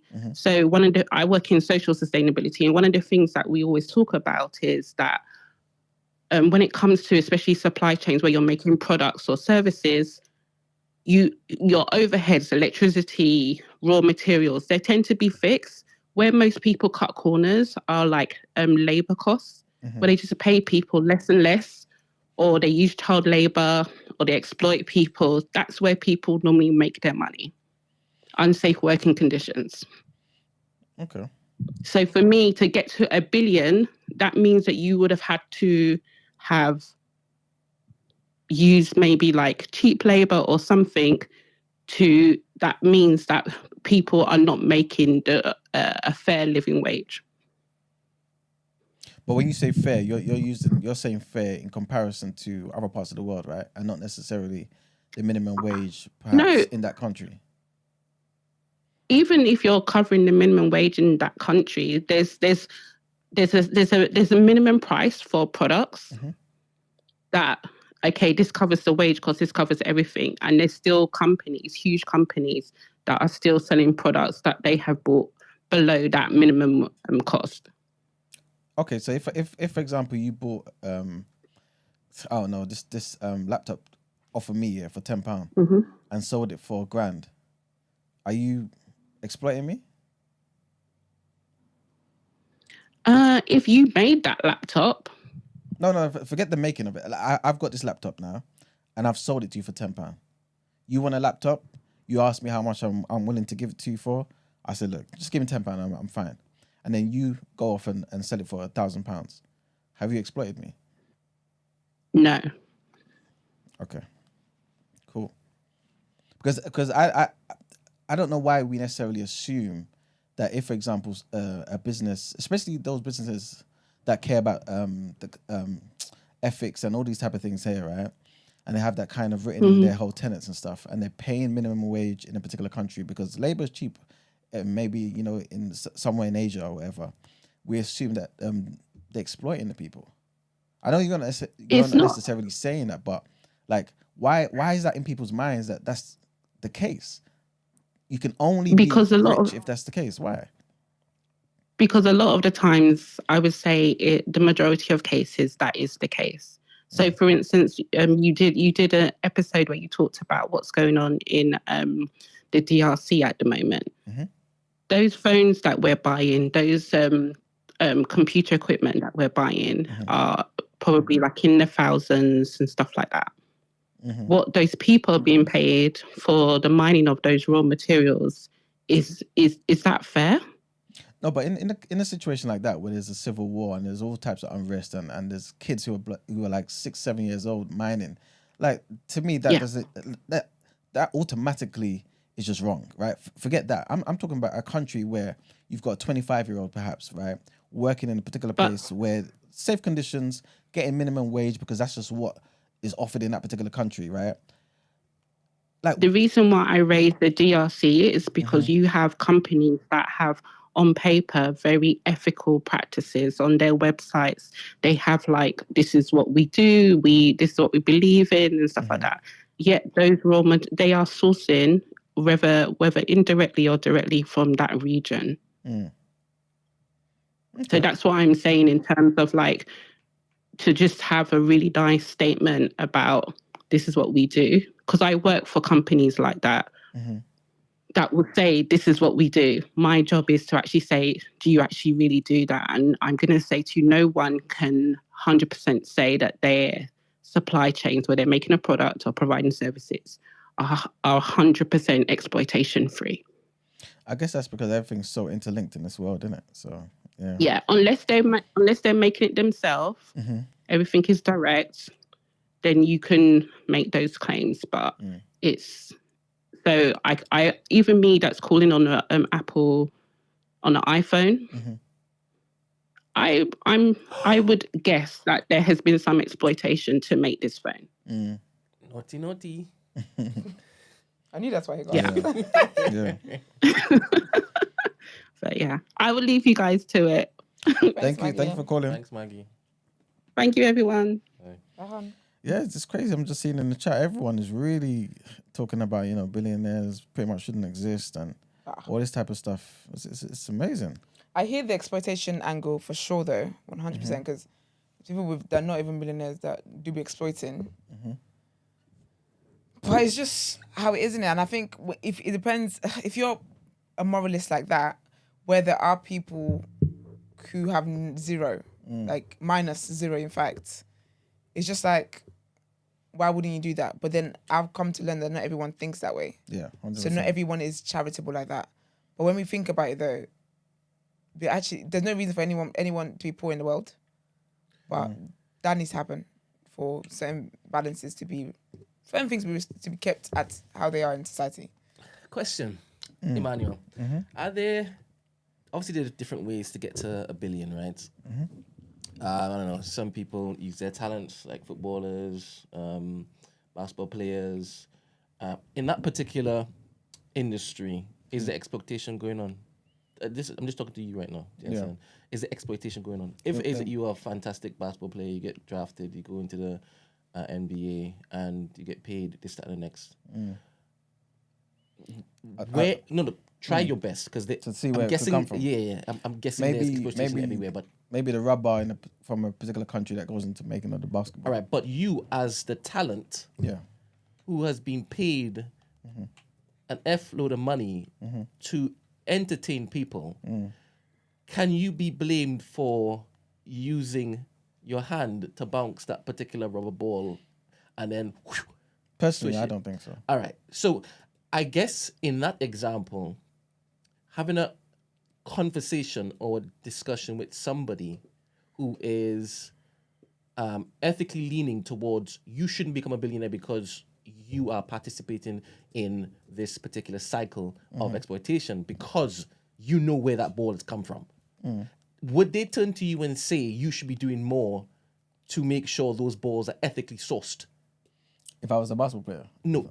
What do you mean? If you were arguing with, let's just say Maggie's the person who's arguing against you, right? Because you're trying to find a way to explain to her that there are ways to become a billionaire without being immoral or participating in exploitation, like Behavior. not even acutely, obtusely. Do you understand? So in this example, as a basketball player or a football player who's extremely talented, what would she say to you to have you, okay, fair enough. Let me tweak that so that you don't have this against me. So first of all, it's the basketball. How would you now how would you change? How would you change so that isn't something she could use against you? About the basketball itself. About the basketball example, right? Because I'll get to another example just now. Maybe I'll just be like, okay, I couldn't earn this much money if the basketball didn't exist. And the NBA relies on all these basketballs from these particular countries because No, you are now looking to actually stand behind being an ethical billionaire. So if she presents to you, Emmanuel, this is where they get the rubber from to make these basketballs. And it's your big giant billboard of marketing and promotion for this particular thing. You are participating in this. You are guilty. You're culpable. How would you then look to adjust? I'll try and buy the land in that particular country, and I'll make sure that certain conditions are fair. You buy the land? Yes. Yeah. This is not serious. No, because I'm a billionaire, innit? You're saying I'm a billionaire. Yeah, you're a billionaire. Billionaire basketball player at the top of your game. Got all these different endorsements and this, that, and next. Yeah, you know what? Okay, maybe. Yeah, I think I might do that. You know, because I'm thinking of this particular company that bought bare land in somewhere in West Africa, to basically start using their palm oil and palm stuff, right? Yeah. So yeah, maybe something like that where I'll be like, okay, cool. Something like what Ice Cube did with the Big Three. Yeah. So he started almost like his own basketball league. Yeah. Okay, cool. I'm buy the land, source the rubber ethically. Yeah. Right. Yeah. Use that somehow in some other country. Yeah. Because there are companies who are looking to be that particular distributor of ethically sourced whatever. Right? There's like a move towards this these days, right? So businesses can actually go and look to source their stuff from ethically produced products. How about if you use your 20k savings and you put it in some great investment and it does well over 3 months and you've quadrupled your Investment. your yeah, sure. investment. You take that and you do it again, and then when you keep doing this particular thing, you become a billionaire. Is that ethical? Or would Maggie tell you, hey, No, they'll the companies in which it is that you've placed these monies that's in, what will happen. or you're saying that there's never a way to yeah. basically get out of this? Yeah, there isn't. Because and that's the issue. with Is that why they're socialism. saying basically You can't win. once you're a billionaire, they're gonna, That's it. there's always a route? There's Okay. always, yeah. So there's never. Never. How about if it is that you are an ethically sourced and distributing company that, I don't know, changes wind into energy, and they make their own turbines and whatnot from the trees, and they plant the trees again, you know. So in a few years' time, you can have more trees to basically do that.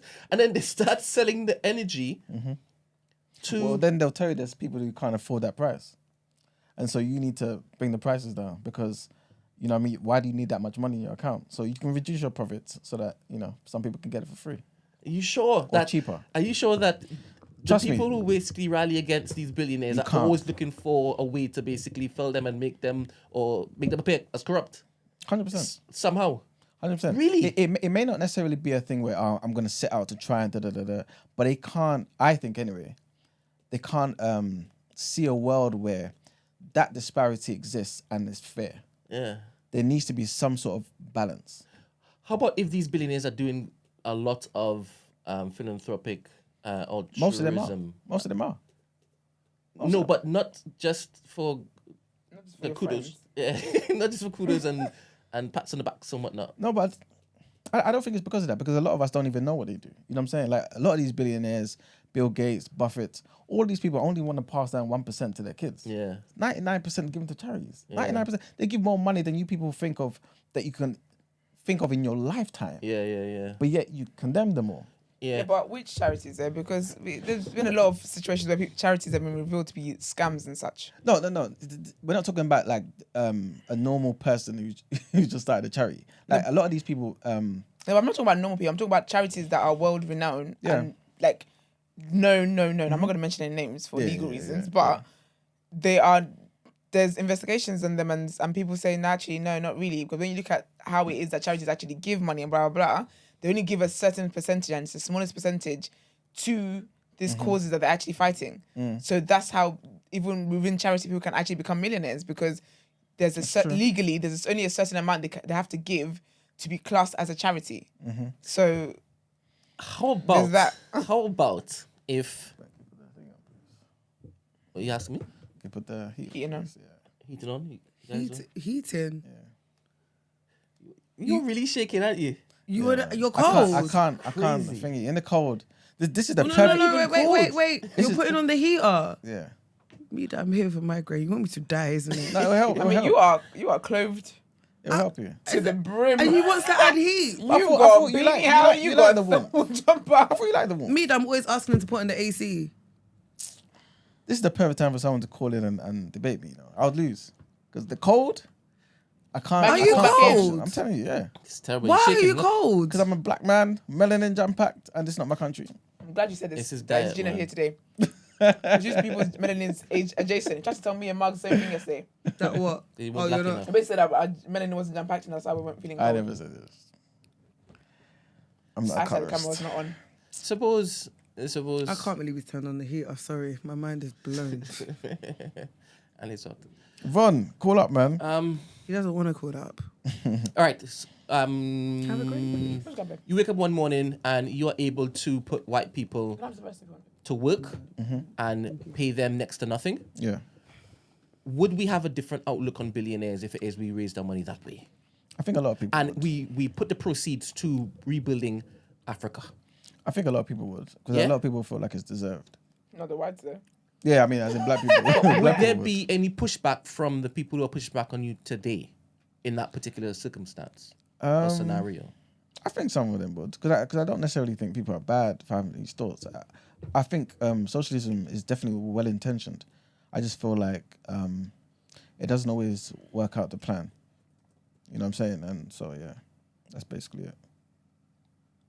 Unfortunately, I do think as a billionaire though, but that's how I am aware that this is how I personally think, but I do think it's wild though to like have all the money that you're never ever gonna be able to finish spending, and you don't actually have an impact and give it to people where you can. People I do, hear though. setting up charities and stuff like that, but by the time the money gets to the people and stuff like that, it's probably peanuts. I feel like you can have more impact if you. I'm sure there's other processes you can do it, because even with that, you get tax breaks from not doing that. So you have more money. I don't know, man. I just think it's weird that there's crazy people that there's poor people that literally have nothing, and unfortunately, there's people that have everything and they just don't. What's the acceptable number that these same people would allow you to have without basically labeling you a corrupt person? This is why I asked about the Elon thing. I don't know. What's that particular threshold? I don't know, but I think it's about what it is that you know about that person. I haven't heard someone cuss Bill Gates out, because everyone talks They about cuss him how. all the time. Well, I said, excuse me, what did I say? Oh, you didn't hear? I haven't heard Yeah. that. But again, I feel like it's about that. It's about people not know what billionaires do then, or what millionaires do. I feel like if they knew that they're sharing their wealth consistently and blah, blah, I think attitudes would be different. But when people hear millionaires and billionaires, they automatically just think hoarder. They just think you hoard money. And that's why they have that mindset. Do you get what I mean? So, Do you have that particular view of Rihanna? Because she put you guys on the map, innit? Can I say, yeah? She provided something that y'all didn't have for the longest while. But can I say that I don't have this view of billionaires. I don't give two shits what anybody's doing with them or their money. I don't care. I'm just adding to why people might think that, why it is that some people might think that way. I don't care about anybody. I'm focused on my lane that I'm in. Because if I focus on someone else, I'm gonna trip up. So I'm focused in my lane. So big up Rihanna. Quite long story short. Glad to see you guys are listening.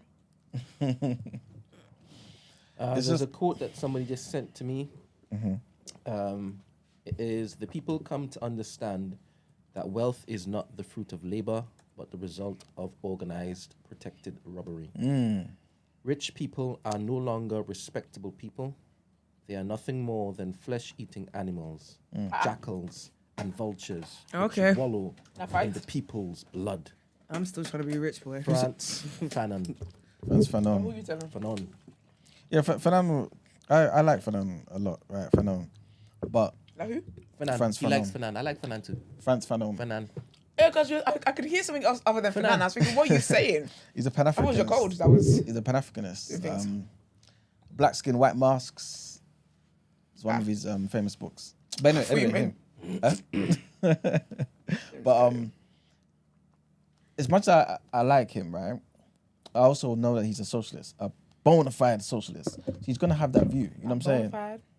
So, it is, you know what I mean? It is what it is. Like, to me, I could just see it from both sides. You know what I'm saying? Fanon, for example, was a socialist. Marcus Garvey was a capitalist. You know what I'm saying? Or believed in capitalism. You know what I'm saying? So, Do you believe in capitalism? me, yeah. I feel like it's definitely the most effective way for black people anyway to rise up. That's what I think. I don't think socialism will help us. I don't think taking away freedoms from people helps.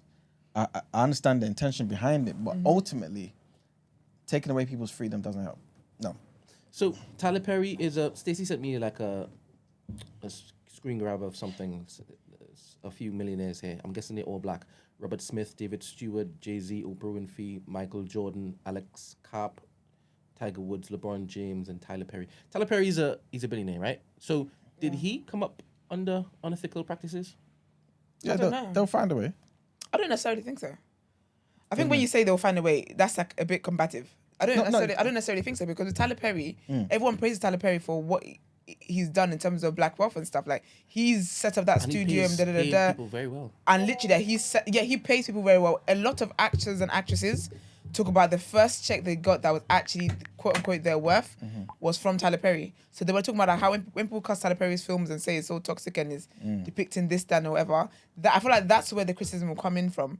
It's saying that what his films and stuff depict is black trauma. It's not really aiding the black community in that way. But on an individual level, in terms of people, he shows up for people and does that. Told you about Meghan and Harry. He was the one who took them in. give them his mansion for as long as, give them his house for as long as they needed it, gave them security, give them everything they needed. So I don't think people have that attitude towards everybody. The only thing people cuss Tyler Perry for is that his films are always showing black women in crazy ways. That's it. When it comes to his wealth, people praise him because he uses it for good. No, but again, not to sound any type of way, but the people who have this view, they'll find a way and say, along that supply chain, there will be some exploitation. For example, Tyler Perry's got amazing studios, paying people well, this, that, and the third. But where's he getting his microphones from? Where's he getting his technology from? The 80-inch screens, all these type of things that he's buying, right, to supply and fit out his studios will come from places where people will be able to link to. People don't think countries. that. Oh, you're saying that all of these people who give pushback are extremists? They're not thinking that. That's an extreme down way to think. They're not thinking that. I don't think Maggie's like that. Maggie's definitely not like that. Maggie, Von's not like that. Fernand's not like that. Imi is not like that. Surely. All four of you that Brent mentioned, please. I don't think they're like that. Come on, man. I'm fine with being wrong. I'm asking all four of you, please. If Tyler Perry yes or no. invested in the microphone business, then people will bring up the fact that it's being made in unethical ways or whatever. But they are not bringing up the cameras that he's using to shoot his films and the rugs and all that kind of stuff. Maggie just said that Tyler Perry is accused of not paying his writers. So, boom. There you go. That's just embarrassing now, isn't it? There you go. This is what I always say. You practices. can't vouch for anybody but your damn self. Unethical practices. I done did all of that, and for what? Yeah, man. Oh, Marcus Garvey had socialist beliefs. I just Yeah, he corrected. said that. I've just corrected him. Oh, sorry. Was it? What was it? He believed in capitalism. 100%. And remember, I've said this on the So show email before. fact. No, I just know Marcus Garvey. fact. But the thing is, yeah, I've said on the show before. Socialism to me, done by Africans, is different to what we see via Europeans. You know what I'm saying? And so, because I've said this before, socialism to me, like done by Africans, is more natural because we're a very community-based people. You know what I'm saying? But when you now add in socialism as a way to attack capitalism, for example, and see it through the lens of Marx and Engels and them type of man there, and then it kind of progresses into something more extreme, and then you get communism and things of that nature. To me, it's a problem. You know what I'm saying? Correction. Also, you stop gasping every What time. happened? Brent. Tyler Perry was criticized for not wanting to pay writers. He said he wanted to do everything for himself. He's back in. He's back in. He's back in. He's writing by himself because he trusts his own creativity. Oh, that's not something to criticize the man over. He's back in. What kind of foolishness is that? Because he's not giving people jobs. Mag, Don't give be me silly, another man. one. Give me another one. I could put Never you what? another reason to hate Tyler Perry. No, but I do want the four people you mentioned to give their view on what you said though, just to see. But Yeah, but you're just saying that because you know they're not going to call in. no, in the chat. I'm not asking them to call up. Yeah, in the chat. But yeah. Anywho, Indeed, man. oh, Fernand just said let's do a socialism versus capitalism thing one day. I'll bring receipts. My friend, let's do that day. 100%. Hopefully not in the winter though, because I can't think properly. I'm cold. But that's silly. This is terrible. It's the best time to get me, to be fair. No, so what do you mean you can't think properly in the winter? So your abilities is capped in the winter. Can you imagine? Do you not hear how that sounds? Stupidity. Why? I don't like. I'm disappointed in that. No, because That's your way of I'm a thinking. sun person. It's not about you being a sun person. So you can only be productive in the sun. No, I'm more productive. I'm more myself. Exactly. So But you What are we live in doing here? England. What does that mean? I'm an African man. Yeah. and But you do when's the last time you lived in Africa? No, it's in my genes. No. That's I'm not what I I'm asked you. blood group A. The original man. I don't know what you can't dazzle me with foolishness. When's the last time you lived in Africa? It's been a while. Exactly. So you should be accustomed to the place you live. But I'm not. What can I do if I'm not? It's childish. You need to sort that out. Fernand, come in winter. All right. in You know, January, honestly. you know what? You know Come what? when it snows. If you hear what this man is Fernand does saying. not That's need fine. Emmanuel Pop Dong in order to beat him. That's This fine. is my claim. This is my take. He could beat you in the summer. Anytime. All right, ready to go. you know what? I don't back down in it. So whenever you're ready, let's do it. I don't mind. Someone's just sent me another article. Rhiannon Savage X Fenty scores worse than Shein in ethical practices. Yeah, but we know that Rihanna is What do we know? Saved by the Bell. No, you're not. Hold on a second, caller. 1 sec. Rihanna's what? Sorry. Oh, it's his personal phone. Surprise, surprise. Mm-hmm. Anyways. What address did you give Manny, my friend? Oh, gosh. Can't remember. You did the same thing, didn't The same one. It might be. You should have changed it to headlines, man, so I could start you? reading. Is that what she had done? Yeah, so I could start reading. All right. Thanks. Hold up. God.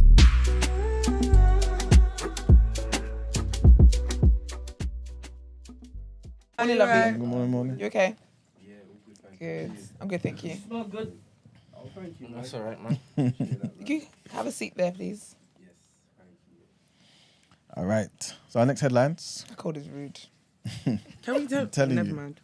I'm going to try and get through this before it gets into my bones. So Rishi Sunak has said that he's not in hock to ideological zealots, pressing for more urgent action on the climate emergency as he prepares to fly to the COP28 summit. The Prime Minister said that the UK was a world leader when it comes to climate, claiming the statistics proved it was ahead of other countries on meeting targets. He has watered down the UK's climate goals in recent months and tried to draw a political distinction with Labour, saying he is more pragmatic when it comes to the cost of tackling the crisis. Next headline, and the former Health Secretary Matt Hancock has denied lying to colleagues during the pandemic and criticised a toxic culture in the government.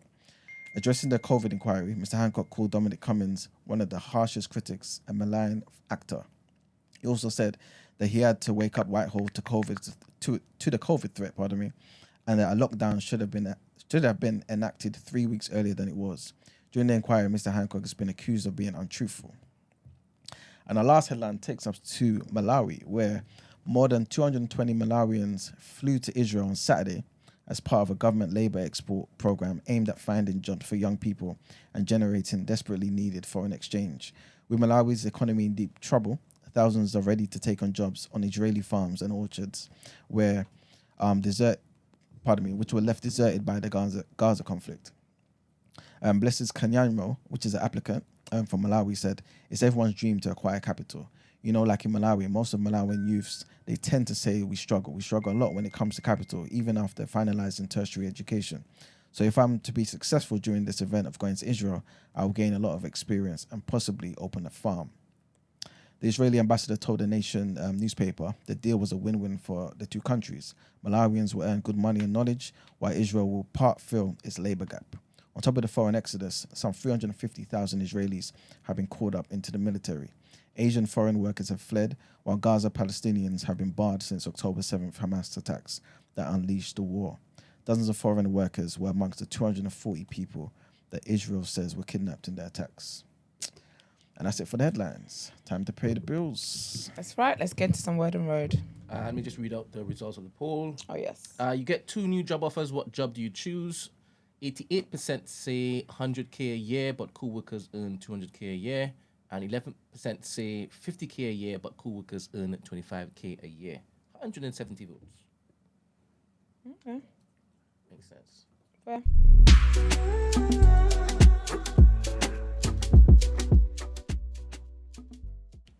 All right, people. Good news. Uzo Abuda. She's an actress. Have you guys watched Orange is the New Black? I know who you're talking about though. Yeah. But I've never watched it. She was Crazy Eyes. But if you could put a picture up of her, please, actually, that'd be helpful. So she what's it called? Not High Scale Murder. What am I saying? In Orange is the New Black, she was Crazy Eyes. That's what her character was called. Really good actress. Nigerian Igbo sister. She gave birth to a daughter, man. So beautiful. Yeah, with her husband. Congratulations to her. So lovely. I spelled her last name wrong. It's Aduba, my bad. But so she said, "My daughter, I've never been in love so quickly, so deeply in my entire life. I really don't know what to say, guys. My heart is full. Thank you, God. I have joy like a fountain." Oh, that's so cute. "I have witnessed a miraculous thing, and I feel blessed to know you are ours. We love you so much. Adaiba Lee Nonyem, daughter of the people, treasurer of the mothers' names who came before you. I'm a mummy, you guys. Motherhood, I've joined the club. I hear the dues are high, but the membership is completely worth it. That's so sweet, man. So congratulations to her and her husband, Robert Sweeting. Also, what's next on my list? Trifling, absolutely trifling. Kelly Clarkson's man. So her ex-husband now anyway. So they were married for like 7 years, got divorced the year of COVID, that June 2020. He was her manager and whatnot. Turns out he has to pay her back some money because this guy was thieving. Thieving man. He was stealing from her when he was her manager, and he's been ordered to pay. So basically what he would do, he would collect fees for like booking gigs and all that kind of stuff, blah, blah. But basically he owes her $2,641,374. Shame. What? Do you know how mad that is? He's been ripping her off. Proper. Like, Do you know- going at it. Do you know what the crazy thing is? If they didn't get divorced, he'd probably still be doing it. Yes, he would. Yeah. That's the crazy thing. Oh, sorry, let me send it. That is the actual crazy thing. Sorry, let me... Okay. Gina, can you move that mic? Done. Yeah, man, that's proper crazy. I can't believe that. So yeah, he was a manager and whatnot, blah, blah, blah. And yeah, it's crazy. It's crazy, man. But anyways, so that's happening on Kelly Clarkson's front door. Squid Game challenge. So did you guys watch Squid Game when it came out on Netflix the first time? Yeah. I watched that. Okay. Have First you of all, watched the yeah. new one? No, I Are you haven't. watching the new one? No, I'm gonna get to that in a second. When I watched Squid Game, the first one, right, I thought the entire premise of the show was to show us or show life why we cannot put something like this in place. So I remember when they announced Squid Game, the challenge, I reported on it on Word and Road. But I was like, okay, maybe it'd be a little fun. They've got these people doing the same damn thing they were doing last time. I haven't watched it, but I'm going to watch it now because I saw there's this clip of this guy that's going viral, where basically, when they have to do the cookie thing and they have to cut the cookie or whatever. Yeah. First of all, I'm looking at him like, you did not watch. After I haven't watched, I don't know if they just give them any shape. But I'm looking at him like, if anything I learned from the series, don't ever go for the umbrella because you will never make it. Yeah. That's the And he hardest breaks it, yeah, and it's so funny because it was actually sad. But he is so just broken to pieces. But I think they're competing for like $4 million or $4 billion. and Like every that. time, 4.5 apparently, every series. time someone leaves Yeah. or gets kicked out, the price goes up. Ooh, So my sister's been watching it, so I've been dabbling in it. it here looks and really there. fun. But like, people get really emotional. Like, I get I've it. seen Let me people get that cry, clip, and I was saying actually. to my sister, I was like, "Why No, are let me you get the clip crying?" of Brent, Like, because- I didn't understand, and she was Your sister was crying. no, Oh, okay. no. Like when people get like eliminated, they actually Yeah, cry. yeah. So I was just like, at least you ain't dead. Like, you know, in the real one, you die in it. So I'm like, why is everyone crying? Nah. And she was just like, It's- because the amount of money that they get to win is a lot. And each time people get eliminated, that price increases. So it's like, imagine being on the other end of like life-changing money. Wait, And that's what I think it's out of doesn't order. increase. The money doesn't. It doesn't? increase technically. So what is it then? It's always going to be 4.56. But obviously your chances are, I get it. Yeah. All right, Brent, I'm about to email it to you because we need to see this in With a 4K. clip. I seen the first half. So I think And there was a woman who, I think there was a clip I 299. saw. Is it like that? 299, man. That number will never be the same again. I think there's a clip I saw of some woman, she was doing like a squat hold. But I think in the show, it looks like she's only doing it for like 2 minutes. But she had Look at to him. stand there for like 25 minutes or No, something. Brent, rewind it. Please rewind it. We have to start again.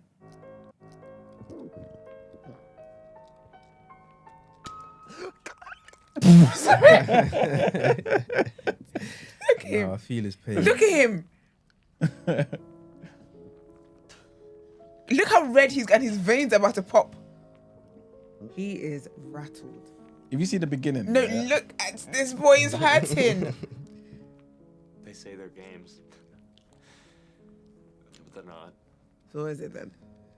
Because it's real life, innit? He needs the money. This guy was useless, you know.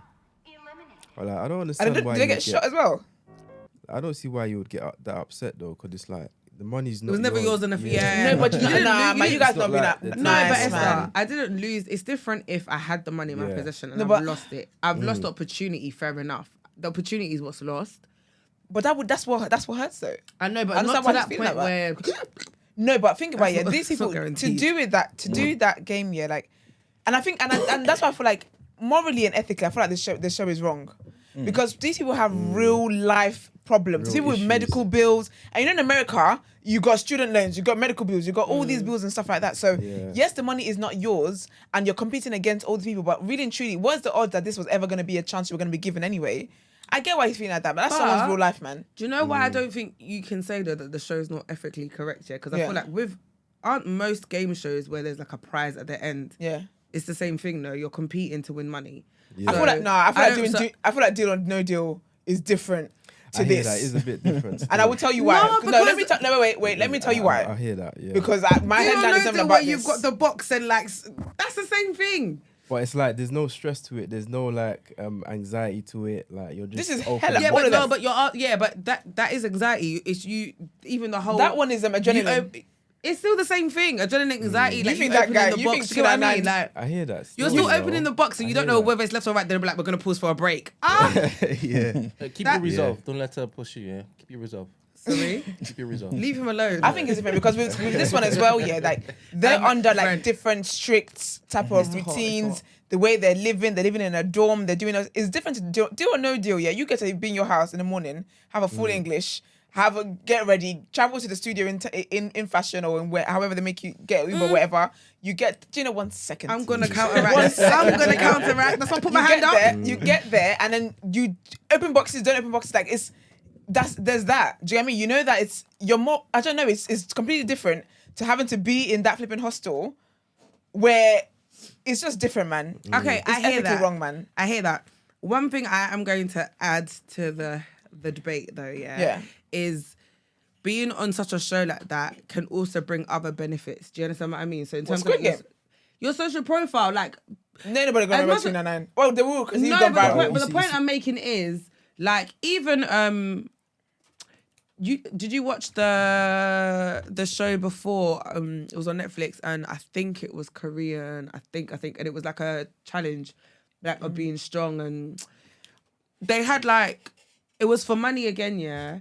And their challenges were like it was mainly fitness based, right? So Was it Total Wipeout? no, but their challenges were crazy though. Like as in this is nothing to the stuff that they were doing. At the first challenge, you had to hang on a pull-up bar and there was like 200 of them, right? And obviously it's like whoever could do it the longest. The person who hung on that pull-up bar for the longest was like 2 hours and something. But they had to physically do it. The ends games where it got really intense was they had like a massive Atlas stone and you had to stand with it over your head. The guy did it for 3 hours. The 100. Yeah, right. So look at that, I right? heard of that, yeah. My point is, from that show, people's profiles got bigger. Like, do you understand what I mean? Like, there's social. Do you see what I'm trying to say? So I'm saying, like, going on a show like that, yes, you might not win the money, but I guess it also depends on how far in the game that you get. But you have the opportunity to also build your profile and expose yourself to other opportunities. That's all I wanted to add. I would say you definitely have the opportunity, yeah, but it depends on the individual because not everyone's gonna capitalize on that opportunity. You know what I'm Or saying? knows how to. Like, yeah, for real. Yeah. So, yeah, man. No, I don't think everyone will, but if you're smart and you know how to capitalize on it, then yeah, you can definitely use it to your advantage. I wish 299 the best, man. But what I even wanted to report on, really and truly, these people had to use condoms as lip balms, bruv. Why? You see what I'm 'Cause they saying? didn't give them lip balms. I think that's magic. You're telling me same as deal or no deal. You think I can't ask somebody quickly, makeup, lip balm, please?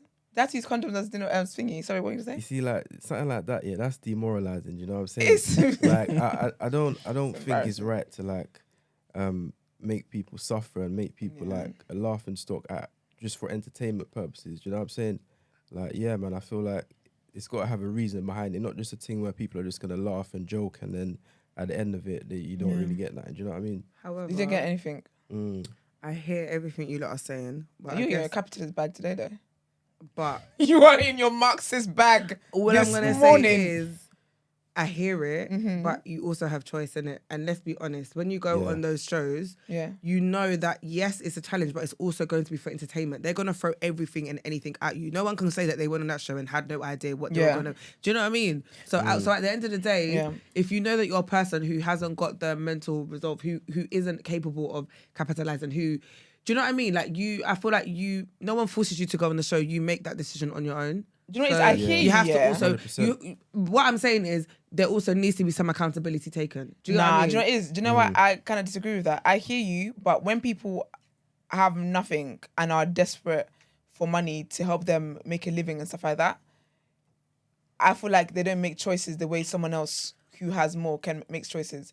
Their choices is kind of, in a way, kind of defined for them. Do you get what I'm trying to say? Definitely. Like, I feel like when you're in that survival mode, as you're Yeah, saying, man. like when you need the peas, it's like your thinking is different. You'll make decisions that you wouldn't normally make if you was in a better situation. You know what I'm saying? So I can understand why somebody would see a show like that where it might make them look a little bit funny, but they're gonna get. It could be a way out. Yeah, literally. Yeah. So I think I hear would that. be a bit more empathetic if the series didn't come out first, because again, there's like, do your Googles. Do you get what I mean? But if So say for for me, example, though, if this is something that's completely like random, it's the first of its kind, etc., etc., I would understand. But again, there's a whole show that happened, and it's going to mimic the show to a degree. Like, there's no way that it's not. So again, I understand. I get all of that, and I'm not excluding them, but I'm saying, like, I'm not gonna sit here and put all the blame on the TV show. No, we're not. Do you get what I mean? I mean, I definitely think that doing that is unethical, because I think making poor people have to fight out of desperation to get something, whether that's in a Squid Game mode or whether it's in even smaller things. Then people make people do little challenges on the streets just for £10 and stuff like that. Like, I don't like demoralizing people who are in places of desperation, because I don't like when people exploit. That's the word. I don't like when people exploit. That's what it is. People's poverty and desperation. Do you get what I mean? So that's why for me it is unethical. But again, I am aware that even if the series, I'll be honest with you, if I wasn't that kind of like down bad, medical bills, this is that, don't really have job prospects, don't have all these things. Yes, I've seen the series and how the series ended, whatever. In my mind, I'm thinking that was fiction, that was acting and whatnot. And obviously with the show, I'm not gonna die in the show, right? But for me, I'm seeing it as a game show. Desperation makes people do crazy things. Like, logic does not come into whether or not that. It's about luck. And you're thinking, my luck could change. So I 100% hear the people that are going on it. I think the issue is these people who just want to use it for entertainment. This industry who just wants to use these people who are in a desperate place for their real life. That's why the guy reacted like that, because only he knows what he wanted to use that money for, how that money could have changed his life. So when he's reacting that way, because even that video we just watched, Netflix actually tweeted it from their Twitter account, and people have been cussing them, saying like, don't use him as a meme when this is like, that's like, his reaction is a real thing, and that's someone's real life. So why would you use that as a meme? So I don't know. I have empathy for the people that went on the show, and I think it's an unethical show to have. I think it's hard, because I'm hearing you, but at the same time, I'm just like, yeah, but you chose to go on this show. No one put a gun to your head, regardless of whether your back was up against the wall or not. You woke up and you made that decision. You did. Do you understand what I mean? When you went on that show, they would have definitely done a psych evaluation. I've auditioned for a show before. Before they put you on any type of show, you have to speak to a psych. Like, do you know what I mean? Just to check that mentally you're even in a position to be able to handle what is going to happen on the show. So I hear what you're saying, but like I said, because to me, it's like you're completely taking away accountability. No, but that's my thing, literally. To be honest, I'm not really holding them accountable like that, because again, the way I'm thinking about it is people that are poor, and this is their one chance. This is their chance, the way they're seeing it, to get something to survive. When people are like financially down bad, like not knowing where your next meal is going to come from, being in crazy debt that you can't pay off, and that anxiety of that stress. We see people every year, Canary Wharf, right? I work in Canary Wharf, right? April, Canary Wharf is, trigger warning, hella suicides up in that place. And those are people that are rich, but some financial deal has gone wrong now. They don't know how they're going to pay for their mortgage. They don't know how they're going to survive their life, that kind of stuff. And these people have money. There's actually ways that they could bounce back, because some people haven't been fired from their jobs. There's ways to bounce back. Do you get me? They've got experience they can use. If people like that are doing that, how much more would somebody who has no job prospects, who is down bad in crazy debt for your medical conditions? Do you get what I mean? For your medical conditions, for going to school to get a degree and stuff. I don't know, man. I feel like poverty takes away people's ability to make decisions the way I would. If it was a rich kid that went on there and talking about how inhumane it was, I'll be shy for the kid. I will have no empathy for them. But when it's people that literally are down bad in ways that we cannot imagine, thank God we can't imagine, I've got time for everybody empathy for on the them. show down bad though. Is that a fact? I don't know. Like, do we actually know that everyone on that show is down bad? I don't know, but I would assume that the majority of people would be down bad to do something like that. And based off just that majority alone, I'm happy to give them my empathy. You know what though? Like I hear both sides, innit? It's like I can understand, obviously, like you're poor, you need some peas, you're gonna go on the show, innit? But at the same time, it's like it's a double-edged sword, innit? There's two sides to it. Like if you're gonna go on the show, then you need to be prepared for any kind of repercussions of that. You know what I'm saying? People might be making jokes about you online. People are gonna be, you know what I'm saying? Yeah, so 100%. you need to be prepared for that if you're gonna decide to go on it. You know what I mean? So again, it's just that accountability, man. Yeah. But anyways, we'll see what happens anyway. But lastly as well, this is still some foolishness. Well, stupid foolishness. So Ari Lennox is currently opening up, I believe, for Rod Wave's concerts. And essentially, okay, so I love Ari Lennox. Absolutely love Ari Lennox. She was here May this year, London, 2 dates, sold out both dates. Wherever Ari goes to have a show, her own show, she sells them out. She's sick. She's so talented. Absolutely love the woman. But currently she's opening up for Rod Wave, right? And people are basically saying about the reception she's been getting hasn't been great because that's not her audience. Yeah. So they're not getting it. Which I can get. Yeah, I can get that. So her team need to look into a few things about that. But basically, she was at a concert the other day, and while she's singing, someone threw a bottle at her. Because you know there's this new trend. Oh, was it Cardi B that they did it to first? Yeah, and Cardi threw a mic at the person. Yeah. Cardi tried to sue her. I get it. I get why Cardi did. I get it. You tried to sue her as well. Yeah, they were trying to sue Cardi, but Cardi's legal team, they're good. I don't think the person's gonna win like that. But basically, so with Ari, she's singing, and then someone throws a mic at her. Sis pops off because you know what it is. Ari Lennox her voice is so sweet and so cute and so calm, yeah, that people forget she will read you for filth, and sis will fight if she needs to fight. But I want us to watch the videos because it's not funny, but her reaction is funny. Are you playing in order of how I sent it? Yeah. Okay, perfect. Thank you. Nope, you're not playing in order. Sorry. This is the second one. We need to watch the first one first. I can just hear. I'm gonna show you that. This is it, yeah. So it is an order in which you sent it, but it's not the one that you want first. I'm glad we cleared that up. Yeah, I'm just glad we cleared that up because I know what I sent you, but that's fine. No, you did send it to me, but the first one was not this one. It was this one. Okay. But the internet is the internet. I'm not sure if it is connected to my Wi-Fi, innit? Okay, fair enough. Yeah. It is connected to your Wi-Fi, so ultimately you did this. Bro, just press play. Everyone has to be right in this room, so here we are. Literally. I just want to be honest.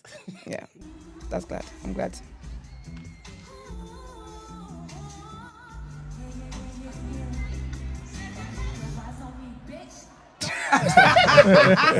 I love her.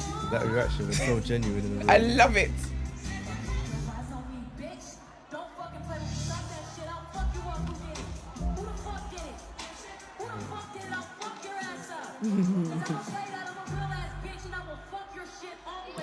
Okay.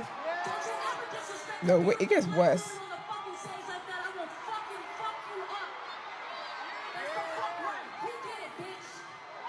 Damn, Daniel. It carries on. Oh, it gets worse. It gets worse.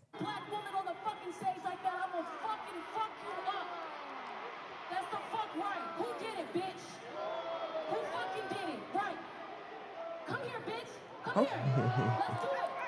Is it a woman that done it? I don't know.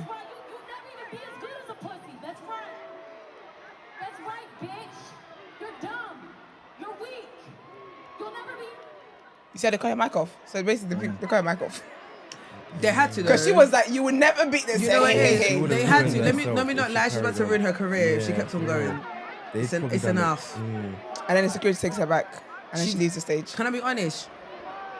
I hear it, and the first initial reaction, cool, but she dragged it. And when no, because it's a few seconds. It's under. This all happened under a minute. No, so this is just the second video, another video, but this is also under a minute. You can read someone for feel for a minute. No, but I'm saying it will get to a point where you have something to lose, not the person. Do you understand what I mean? Because remember, in the heat of the moment, you could come out of character and lose yourself. Remember, you're on a big stage with so many people there, with everyone with their phones out. Yeah. What you don't want to do is ruin your career over. And I'm not excusing that person's person did, behavior yeah. at all. Like her reaction was valid, but I think they should have cut off her mic even sooner, or the security should have just come and taken her off stage for her to call I'll be real off. with you. If I'm on stage, someone throws something at me, and I'm reacting, and the person cuts my mic, I will do everything in my power to make sure that person gets fired. Everything in my power. Even if they're doing it for your good. No, I think that no. When they cut off a mic after that, that's fine. But when you said they should cut off a mic sooner, after the first bitch, you cut my mic off. No, not then. The first bitch was granted. Then she said the second one, bitch, come here, your pussy. At that point, where are we going? Yeah, I think that's Because you're not jumping. Are you gonna jump on the stage and fight me? I'm not gonna fight you. you. Do you know I disagree? Yeah, because the person didn't throw a pant. The person didn't throw a bra. The person threw a bottle. Do you know what it is? Nah, maybe man. because you know what it is as well? I'm a hothead. No, but you know what it is as well? We're in this era where people just keep throwing things on stages. And who was it? There was someone I reported on it, and they threw the phone at the artist, and it cut her head. Who was it? I think it might have been a reggaeton artist. It was somebody. But again, the fact, because you know when fans throw their phone on the stage and they won't take a video and whatnot. Yeah. The person threw it. It hit the artist, and she had to end the show because she had a gash in her head. I remember that. Actually. And you're telling me a few bitches is what you can't handle? Nah, you're getting them, serve them bitches. Do you know what it is? Mid-song as well, you're getting them bitches. It's because I don't have a filter. I don't have a. You see, it's long. So the best thing you could do to protect me is to cut off my mic, because I will probably take it to a place it cannot come back from, and then that's my career done. So that's why, mad, man. maybe You because I'm can't do speaking stuff from like me, that. I know what I'm like, innit? Do you know what I mean? I would, like I said, I'll take you to hell. I think they cut off her mic at the right point. So Yeah, it's I long. think they cut off her mic at the right point because she had reacted, but I wouldn't want where, like, say I've only reacted for 2 seconds and my mic gets cut off, because now my anger's at the person who cut off my mic. Don't silence me when I'm doing this. I feel like sometimes, people can be a bit harsher towards like celebrities and famous people when they react like that. Yeah, 100%. And I hear it because like they're in the spotlight and all of that, so they have to like watch their behavior a bit more. But at the same time, like they're still normal people. They're humans. And like they're humans, they have emotions. So if you do something to them that's gonna annoy them, you can't really act surprised when they flip out. You know what I mean? No, of course. And I don't think it's fair for people to like get onto them for reacting like that. Yeah, try and police their reactions. Yeah. Because I'm reacting. Yeah, trust me. You know what I mean? That's why when it happened to Cardi, because basically the girl must have splashed water on That Cardi. was rude. That was So basically, I think earlier Cardi had asked people to throw water on her, whatever it was, yeah. But so she had moved on past that segment. They'd moved way up, like way on. Then the girl threw the water. Cardi literally threw them, and the girl was close proximity. Literally threw the mic, very hard. banged the girl's head. Maybe she get a few dollars. Question though. That was a hit. Question though, yeah. In that scenario, Yeah. although she's moved on, Yeah. could you not understand? You know how like maybe she didn't. Do you see what I mean? definitely Only do. because Nah, no, do you know let me why? land, please. Yeah, I'll be honest, your points, you're not with me today. No, I know, but let me land quickly, yeah. Okay, go on. Just because, imagine like you're in the crowd, yeah, and like not everyone can engage their brain and has common sense to read the room, yeah. And some people might like misinterpret that moment for like, oh, this is what she likes, right? Yeah. And I want my moment. I want her to notice me. So What she noticed? And so the cocoa on your what I'm head. saying is, I didn't realize that she done. When you just said that, I thought, hold on a minute, because I thought it was just a case of you randomly throwing water at me. That's disrespectful, innit? Yeah. But if it's something that I asked for before, can you not? I'm not excusing the behavior, but I'm just saying, can you not? Like, see how it might have got there, if that makes sense, because it's like I can't fully. I can't because I can't see it. Consent. It gives consent. That's exactly what I thought. Is it what? It's that consent quandary. It is that. Obviously, I gave him my She consent. gave consent the first time. Yep. But they just took it as, let's just continue to do it. She's like, nah, I didn't say that. No, I didn't. And do you know what? It's a bit dicey. I get what Do you know why it's not dicey as well? Do you know why it's not dicey though? She didn't say, all right, enough is enough. Nah, do you know why it's not dicey? It's an open play. Do you know why it's not dicey? Because the girl threw it, yeah. First of all, the girl threw But it. Cardi hit the No, wrong person, wait a apparently. minute. Just saying. Wait a minute. Yeah, she did. She hit the wrong person. But do you know what? Yeah, but okay. Anyway, basically, when the girl threw the water, yeah, there was ice cubes in it. So the girl knew, and then as soon as she threw, she's like, sorry, before Cardi reacted. So she knew what she did. She knew she did wrong.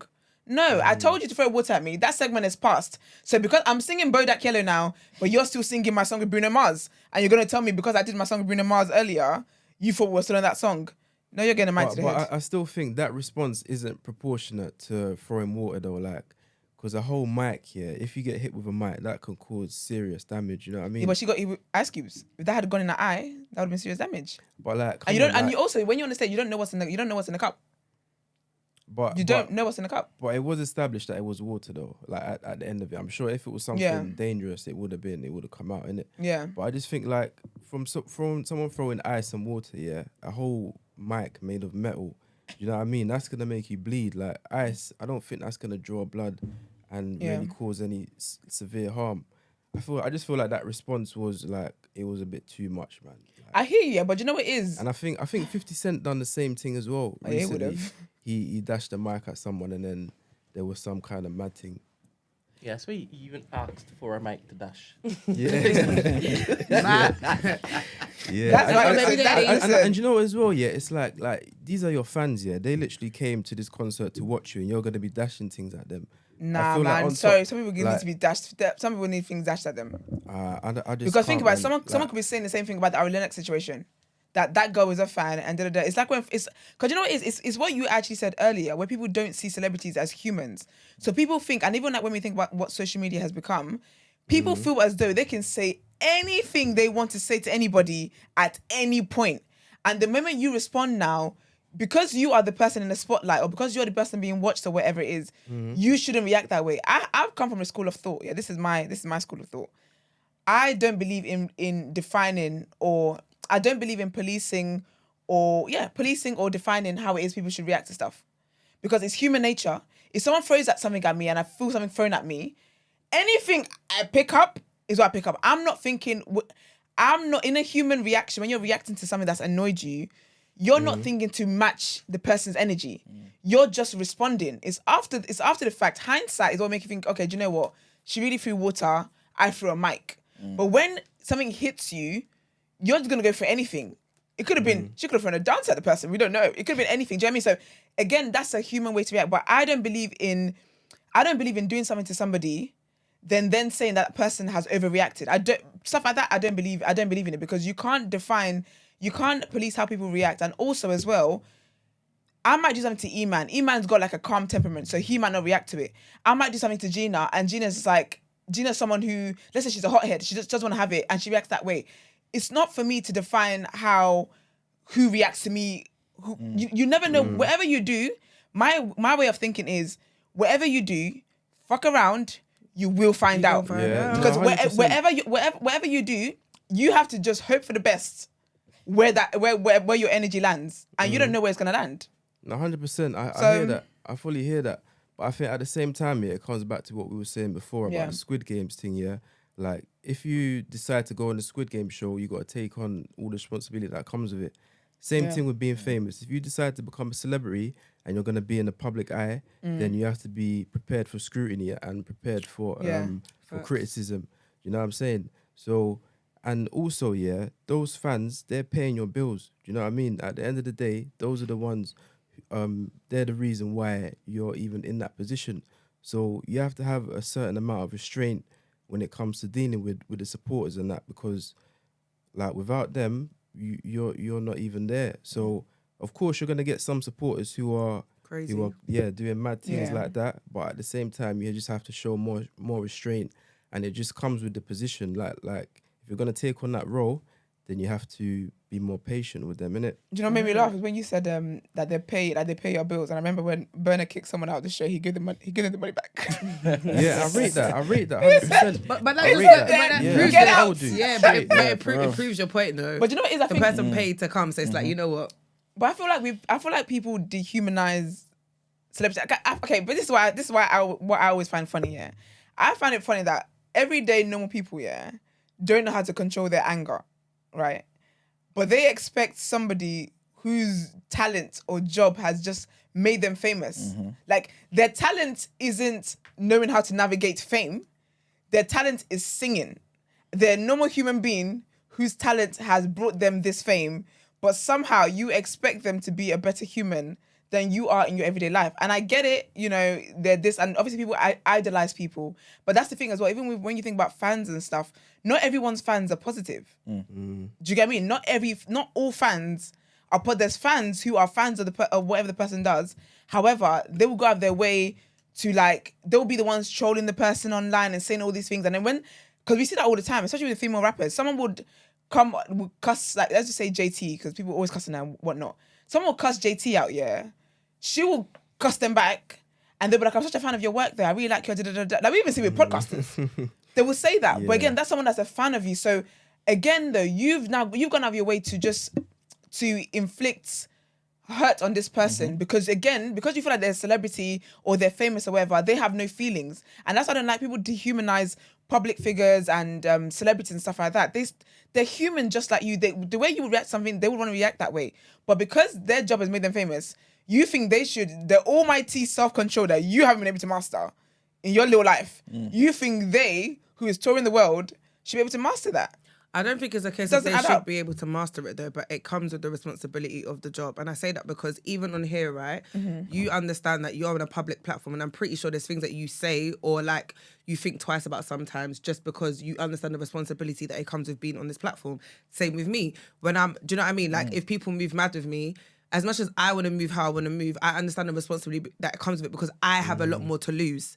So as much as it's a case of I'm not expecting you to be better than me because you're this person, but you have a lot more to lose. So secretly, you should be better because I ain't got nothing to lose in my little life. You do. So that responsibility is on you, yes, because you have something to lose. So I think that's how I'm seeing it. Yeah. But you know what it is? Even with that, like I agree with you because sometimes there's a lot of things I want to say. I'll be real with you. I think about you guys. No, but I'll be 100% with you. I know that you do. That's why I said it. Like I think beyond myself because if I was to just think about myself, it will be how it will be. Do you get what I'm trying to say? However, I don't think that's right.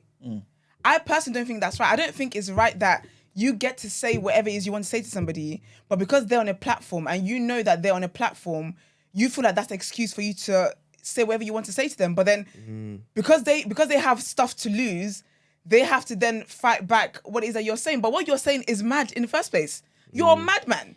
Yeah. But they have to ignore your madness because they've got stuff to lose. I think because there's this mindset in society, that's what enables trolling. Because again, it's like you can say whatever you want to say to this celebrity, you can say whatever you want to say to this person, this musician, whatever it is, and you don't expect them to react to you. And so whenever people react, that's why someone would troll somebody and the person reacts and they're like, oh, no, but I'm a fan of you. Like, because you know what you're doing is wrong. And because everyone does the whole, like, you have stuff to lose and you're thinking bigger picture, blah, blah, blah, they bank on that and they rely on that. And I think we're in the upside down. But you know the crazy thing is, because sometimes I'm not gonna think about these guys. I'm real with you. It's not gonna change, and sadly, that's just it's you got. I think it can change. I don't think it will. I think it could. I think it can if we stop enabling that behavior. I really feel like because I'm not gonna be the one to fuck around and find out and lose my shit. I'm not gonna lie to you. But that's the thing, though. It's not gonna be me. But that's the thing, though. That's the issue, though. Is the thing that because you've had a human reaction, someone's cussed you out, you've cussed them back. Why should you lose your shit for that? The person that did that to you, someone who really supports you, would not speak to you in that way. Someone who really cares about your brand would not speak to you that way. So why should people be losing their jobs for people that are clearly not supporters of them? Do you know what I'm trying to say? So that's what I'm saying. That's why I feel like it can change. If industries and companies and whatever start to think about stuff like that, that person that is cussing Gina for whatever is not the person that is going to support everything Gina does. So why should Gina have to lose her opportunities for someone who's not really a supporter of her? Because we're in the upside down, and it's enabled behavior, and it will never change because these behaviors by all these weird people, these trolls and stuff like that, it is enabled.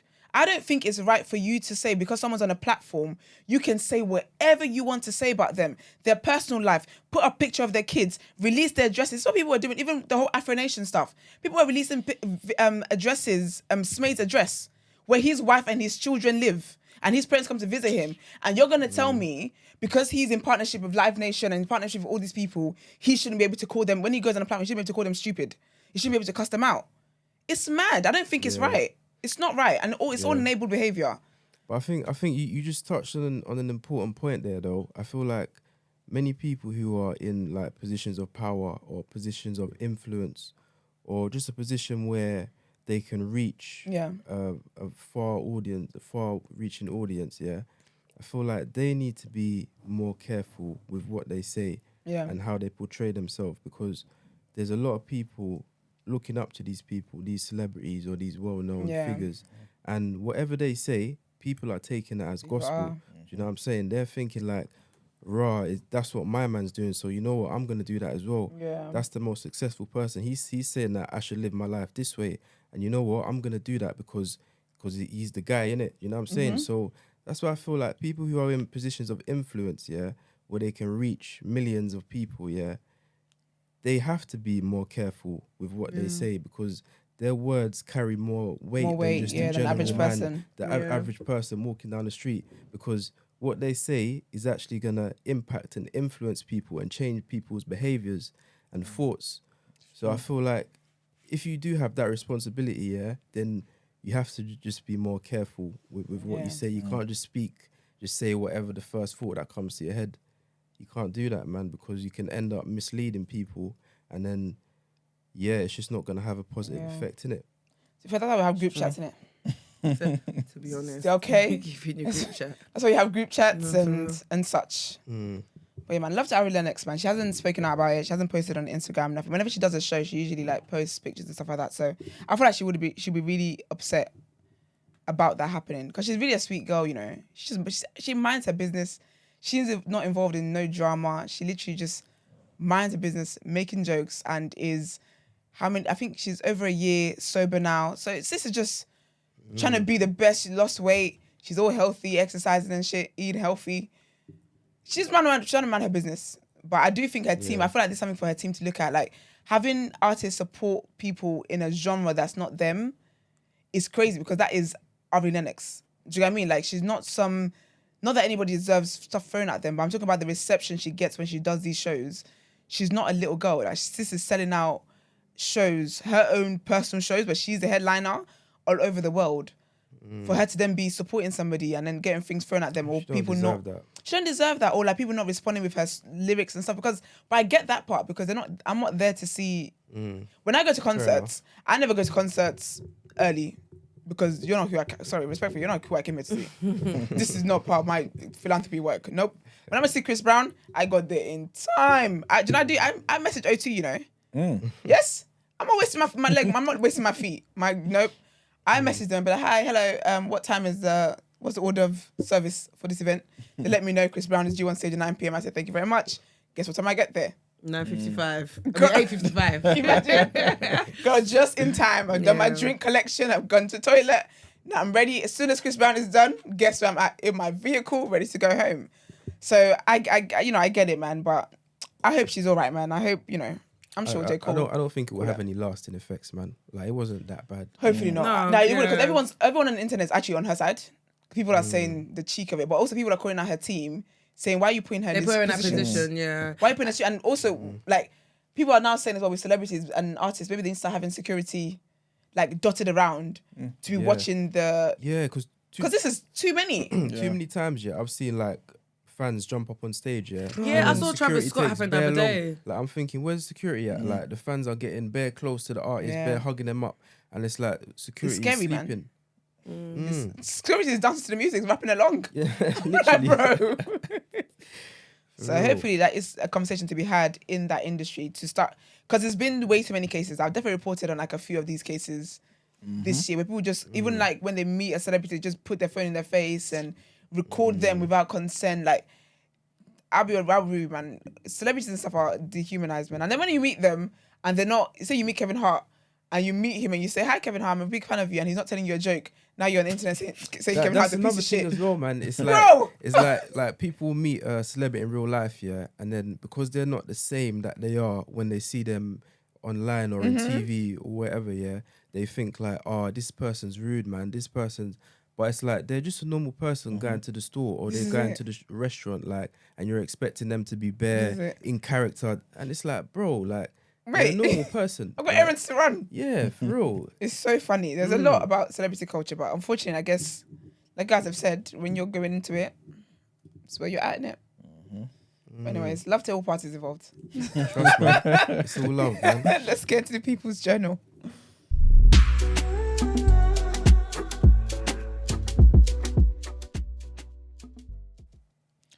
All right, people, welcome to the People's Journal, where I give you the news from an economics point of view. All right, so the first thing I want to talk about quickly is obviously, we've been talking about striking on the show for the longest while. Rail workers who are part of the RMT union, they have accepted a deal, man, to end this long-running dispute over pay and conditions. So they've accepted a backdated pay rise of 5% from 2022 to 2023, and also guaranteed job security. So this obviously this back and forth has been going on for 18 months, right? And they've accepted it now, man. You know the guy that you normally see on TV, Mick Lynch, is always talking about the strikes and how the rail workers need to, So he's come out basically and he said, our members have spoken in huge numbers to accept this offer, and I want to congratulate them on their steadfastness in this long industrial campaign. To be fair, I feel like for 18 months of striking, 5% wasn't the greatest thing in the world, to be fair. I feel like for that long, you should have got more. But obviously, it's not down to him; it's down to the members as well, isn't it? Yeah. And sometimes, obviously, the union just represents them or gets them to vote, and then says, "Okay, we'll handle negotiations for the next 6 months based on this one vote that you've done in it." So anyway, it's what they've done, and at least it's done. At least till the end of spring. At least it's something. Yeah, exactly. Nothing. Exactly. So we'll see what happens come spring next year, anyway. But yeah. Next thing is, the OPEC countries, where all the, top oil producing petroleum countries around the world, Saudi Arabia, Brazil, is newly added to that. Basically, they're thinking about increasing the prices of oil. So to do that, basically, what they're trying to say is they're going to cut back on the oil production to then boost the prices. Because what they're saying is that obviously when the prices were low, it was kind of good for certain countries, obviously like drivers, lorry drivers, any type of industry that relies on oil and petroleum goods, they were benefiting from it. You know what I'm saying? Because of the low prices and stuff. But a lot of these OPEC countries, their economies rely on the income from the oil. So with the lower prices, they're not really getting everything that they generally need, pretty much. So they're pretty much coming together to think about ways on how to cut the output from now and into next year, so that they can bring up the prices slightly. There was a setback. They planned to do it kind of earlier, but they wasn't too sure about how the Israel and Hamas conflict was going to affect everything. But now they've come together, and they're pretty much saying, you know what, from next year we may have to take some action. And the last thing that I wanted to mention briefly is just that inflation across the Eurozone, has fallen, man, more than expected in November. So obviously people were kind of concerned about, the strength of national economies, and especially because of the sharp rise in borrowing costs, right? Since the euro came into being, right? But what they're saying is at the moment, despite the cost of living and all that type of stuff, inflation has dropped. So in October it was 2.9%. In November it's 2.4%. So this is close to the target. So the Eurozone also set a target of 2%. And they're happy, man, because they're getting close to that target of 2%. There's one other thing I wanted to mention quickly, and this is basically that it doesn't mean that obviously every country is going to be okay due to this particular thing.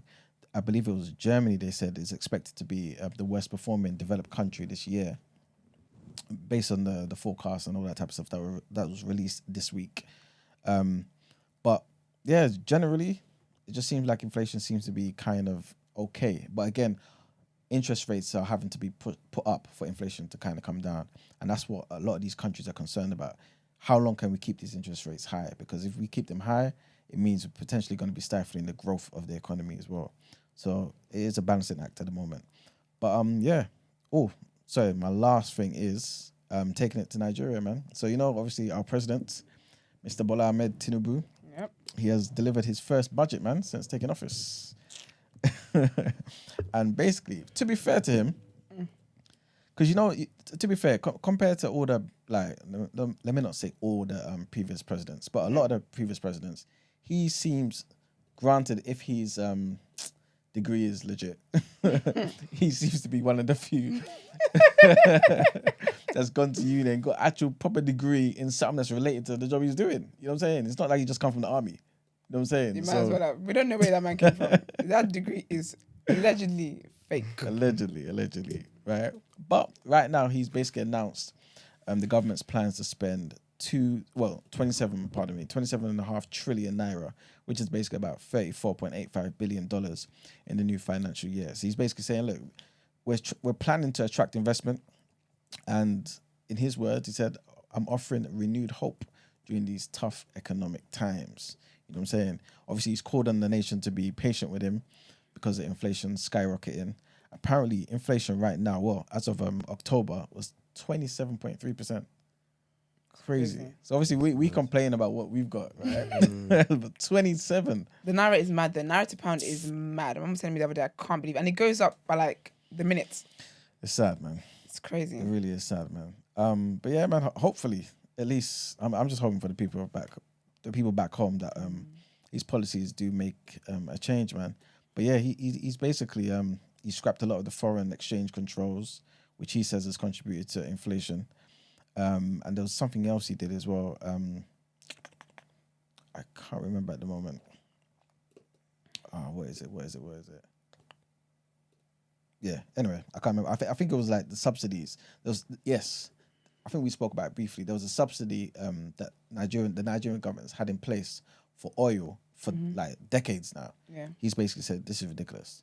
You know what I'm saying? So because of that, the price of oil went up, which meant that it kind of spiraled in other areas too. And this is why everyone was kind of suffering during this cost of living crisis and inflation went up. But he's basically saying this is a temporary measure. Hopefully, things will come down again, innit? So long story short, that's what he's done very briefly. And yeah, that's it for the People's Journal. It's interesting how none of them have come into power and thought, let's make our own or like open back up the dispensary. Yeah. So that's It's like the most obvious. Money, though. It's a lot of money, but it's a lot of money that they've been stealing anyway. So 100%. all you have to just do is just don't steal and actually use that money for that. And that would actually change so much with the country. Yeah. But again... But you know Dangote is doing that, no? Is he now? Yeah. Listen, Dangote's name is on everything. Everything. It's crazy. There's actually no other brands of like Nothing. pasta, sugar. Pasta, sugar, cement. Yes, cement. Season. That's the main every thing. industry you could imagine. Yeah. For those who don't know, he's one of the few African billionaires in the world. Yeah. But yeah. Bernard told you about him, so. Yes. He really did. He did. He did. So, what's that? But yeah, that's it for the headlines. All right, let's get into sis. What would you do?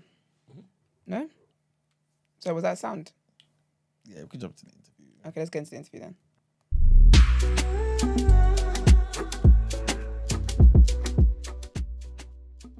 Oh. All right, lovely. We have a lovely guest today. We're going to be talking some intelligent things, some scientific things. Please introduce yourself, sir. Yes, my name is Emmanuel Wallace. I'm also known as Big Manny, and I'm a content creator. Create science videos. Sick. How are you today? A bit cold outside today, but it's warm in here though. You like man? Manual. Not enough for him. I'm suffering, man. Yeah, no, I'm all good, man. Happy it's Friday. You know what I mean? End of the week. Yeah, all good. Never Friday. Yeah, how you doing? Good, thank you. Never had a guest ask us that. That's so nice. Thank you. Yeah, I'm good, thank you. Good. All right, so basically we have a game that we play with our all our lovely guests. Yeah. And it's like this or that questions, general knowledge as well.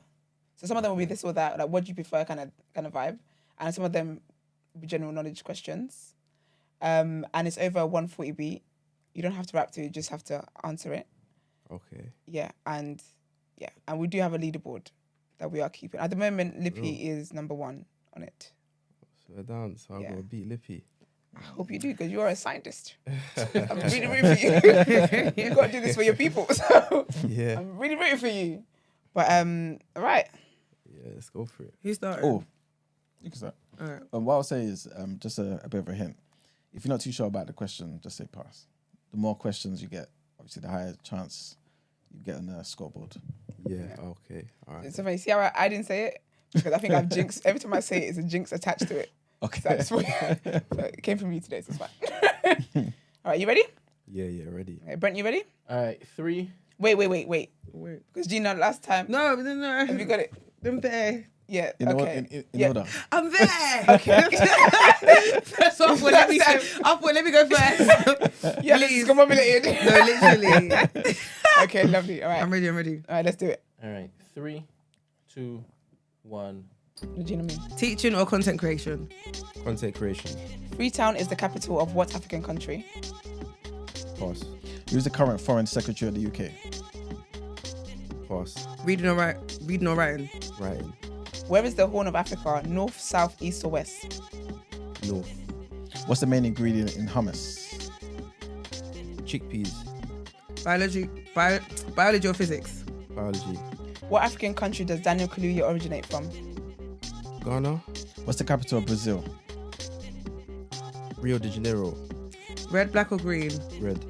Who was the first African artist to perform at the UEFA Champions League final kickoff show? This is a mouthful. First African artist. Burna Boy. Is Pluto the smallest planet in the solar system? No, because it's not a planet. Weights or calisthenics? Calisthenics. What word is spelled incorrectly in every dictionary? Incorrectly. What's the largest mammal in the world? Whale. Okay. All right. I was impressed that you got the what word is spelled incorrectly in every dictionary, right? Yeah. Do you know what's funny? I think he was saying incorrectly. Like repeat the word. I was saying the word incorrect. The word incorrectly. I was like, yeah, let's just move on. That's good. So you answered it. Yeah. Okay. Well, you did not be lippy. Sorry. Yeah. How many did I get? You got chickpeas right. Mm-hmm. Burna Boy. Burna Boy. That was a guess. Yeah. The planet. Incorrectly. And 3, planet. 4. 4. Oh, the whale? How many? Yes. You can get the Is well. it blue whale? 1, Is it got 5? 2, 3, 4. Yeah, 5. Yeah, you got 5. 5. What's the top? What's the most someone's ever got? Ooh. What's Lippy's score? It was Lippy got 30. 30, what? No, but basically every right answer was like 3, and every preference was like 1. So that's what I have to tally out. Oh, is that how you work it out? Yeah. Oh, you're so dramatic. every- Why don't you just do so 1 then- point? So if he got 5, that's They got what? 15. 15. Yeah. And But then obviously he's got some of the preferences as well. Yeah. Answered all the preferences. No, but you're going to get points for preferences. Yeah, because some people so don't get 19, 20. Excuse me? Some people said pass. To No, preferences. so basically, so he's got 20. Yeah. Sorry, your score's No, 20. first of all, we're going to have a staff meeting about this afterwards. We're rewarding people for having preferences. Yeah. Because remember, you need to get the point. You need to get into the far into the questions, isn't it? To get to your preferences. But how do you judge? So when we asked him, You're always going to get a... teaching or content creating, You're always going to get a point right, is what you're saying. okay, so there's no wrong answer. No. No. That's what I mean. I was thinking, Oh no, not at all. oh, No. Where is Daniel Kaluuya from though? Uganda. Okay. Yeah, Ghana. That was a guess. I had Yeah. no idea still. And the Horn of Africa is east. East Africa. And the current foreign secretary is David Cameron. Mr. Cameron. Mm-hmm. Yeah, politics, that is not my area at all, man. I don't know nothing about politics and that. I hear it. Okay, so I want to get into how it is that you started what you started. Have you always had an interest in science? Yeah, I have, since when I was in school, Yeah. it was always my favorite subject. Okay. I think my excitement for it started in year 8, What's it? from my science teacher. Do you remember the science teacher's name? Yeah, his name was Mr. Carter. Mm. And he was like your typical crazy scientist with like the mad hair. No way. Albert Einstein kind of vibe. Exactly, Albert Einstein, like blowing things up, like all of that. That's crazy. Yeah, man. And sometimes, like for the whole lesson, he will just spend the whole lesson just waffling about anything science related. Like it may not even be anything that's related to the topic or what we're learning, but it's just something that he finds interesting and something that is going to be engaging for I the thought you had kids, Mr. innit? Carter on the screen. That's it. Oh. Yeah, man. Mr. Carter, that's where it started. And then after that, I did a bachelor's degree and a master's degree in biomedical science. Jesus. Yeah. Way above. See me in science, sick, I sick. think it was the... I think out of all the foundational courses that we had to do, I hated science. Really? Literally. I really I liked couldn't it. grasp it. It was just too complicated. I just thought there's just too much here to learn. Like, I thought I would like No, biology because it's about like humans, but chemistry and physics ended up being my favorite. because it involves numbers. I like numbers. Mm. It reminds me of maths. I liked that. I liked maths though. I liked English, but science, get somebody else to do it. Which was your favorite one? Like maths, physics, or biology? Maths, sorry, chemistry, physics, or biology? So biomedical science, yeah, it's a mixture of both chemistry and biology. Okay. So like those are the ones that I specialize in mostly. I'm sick. I do a little bit of physics as well, but Okay. mainly chem and Yeah. bio. And then so when I graduated, I worked as a science technician in a secondary school. So what I was doing was preparing all of the experiments for the students. Okay. So I'd set it up for them, and then when they're doing it in the lessons, sometimes I might pop in, just walk around, just watch how they're doing. If they got any questions, answer any questions for them. And What year were the kids? so this was from year 7 up to year 13.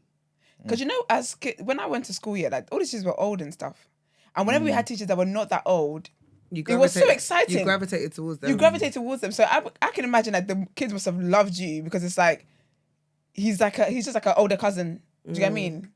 Did you get that kind of reaction from them? Like, were you able to just get them more or get them a lot better?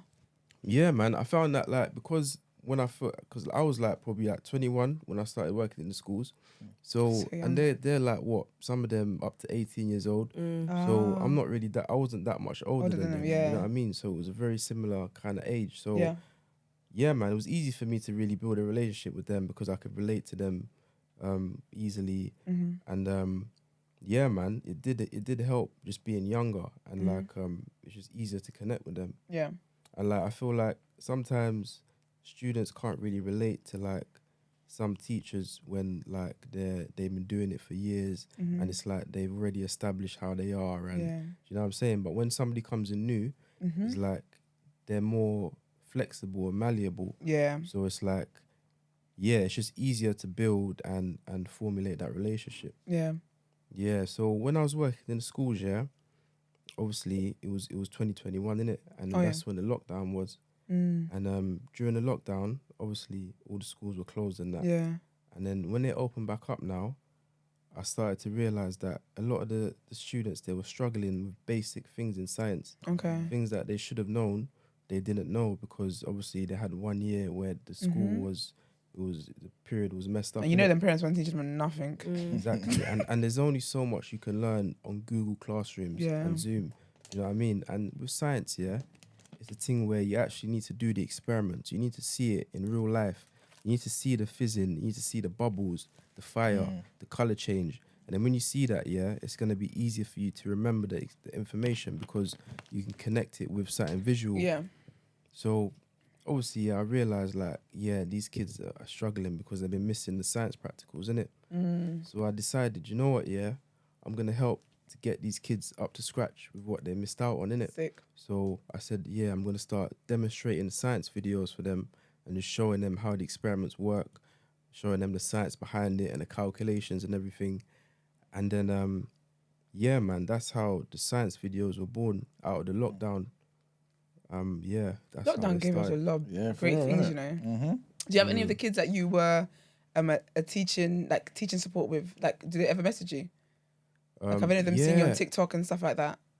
Yeah, do you know what? Yeah, it was actually a bit peak because obviously while I was working at the school, You were still in the school when you were doing TikToks? I started the videos I started them in the school still, and I started it in the schools, innit? So I was doing When you say you started in the schools, you mean you were doing experiments in the classrooms? Yeah, like physically in the school, or obviously like I had my own preparation room, innit? I had my own lab. I had my own lab space, because it was just me. I was a senior science technician, so obviously I was in charge, and like it was just me there. So I had my own lab, and I had all the chemicals there. Do you know what I mean? I had the two storage rooms using there. the resources. You know what I'm saying? Yeah, come That's a on. smart businessman. Yeah. Get in the bag. I'm telling you, I had all the chemicals there, all the matting. So I said, you know what? Yeah, let me just make use of it. Let me just start recording the videos so that I can just help them. And then 2-2s now, kids started finding out, innit? Like kids started coming up to me every day. It's coming up to me like, oh sir, I saw your video last night on my For You page. They'll be saying like, oh, your video helped me with my exam. I remember one of the answers from your video, or your thing helped me with my homework. So it was going around, innit? Like Wasn't going around the school? Yeah. And you know, man. news travels in school so So fast. quickly. But were you So saying You like, didn't get in trouble though, did you? That's what I was gonna say. Like, were you like, shh, Look at don't that say it too face. loud? He's about- Getting there. We're getting there. We're Aye, getting aye, there. aye. Yeah, so obviously Imagine being called to principal's office and you're the senior.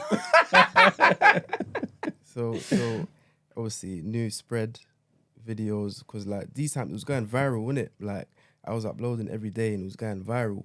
So people found out and then one day Sorry. The anticipation, the He said, build up. "When it is- I love the build up. Yeah.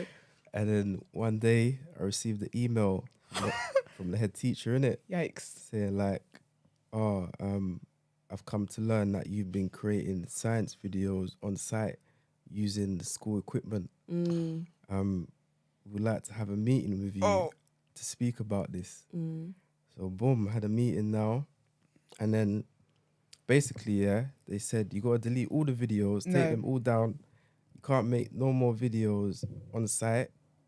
And yeah, so they locked it off, innit? They locked off the thing. Oh, you deleted them? Yeah, I deleted all How many the how many followers were you at this point? I was on about like 300k. Question that. though, yeah, because my thing is, isn't this you're doing their job? Like, Yeah, because he's using the resources without asking them though. Because you can't use it's like a safeguarding thing. I hear it, but like it's not for personal gain, so to speak, right? Do you get what I mean? Like, it's generally to Yeah. Like, I'm seeing it as you didn't use wisdom because I would have like, do you know what I mean? I would have maybe gone down more of a business route and tried to see how we could. Well, how do you, make as a it business, though, come into it? Because he's not tagging the schools. No, but that's what He's I'm not. No, but This is his personal brand. I know, but my point is, at that point, Yeah. I would basically try and figure out a way how it could be a collaborative effort and we can work together as opposed to him locking it off. Because it's not like you locking it off isn't changing anything. Yeah, exactly. Your videos, and you can save videos from TikTok. So if I've saved your video, it's still in my phone. Yeah. You weren't at Brampton College. Yeah, I worked at Brampton as well. Oh, that's where it was. Can you imagine? Oh no! I wasn't. It wasn't there, but I've worked. That's what they fired him. Alright, We 'cause- don't give them a shout out. No, it At wasn't. Brampton, I would expect the head teacher to be like, all right, cool, let's Let's do this. Because Yeah, Brampton's Yeah, ends. Brampton. Yeah. Brampton, Yeah. Brampton's urban. Yeah. The head teacher at Brampton, he's a G still. yeah. Big up Brampton. But yeah, no, it was in Essex. Okay. It was, yeah. You Sounds ain't about gotta say right. their name. That's fine. Sounds So they about said, right. so basically they said to you, you have to delete the videos, all of them, all the ones you made on site. Yeah, all the videos that I made on site, I had to delete them, and they said that to be fair, they said that I can continue the videos, but I have to do it at home, innit?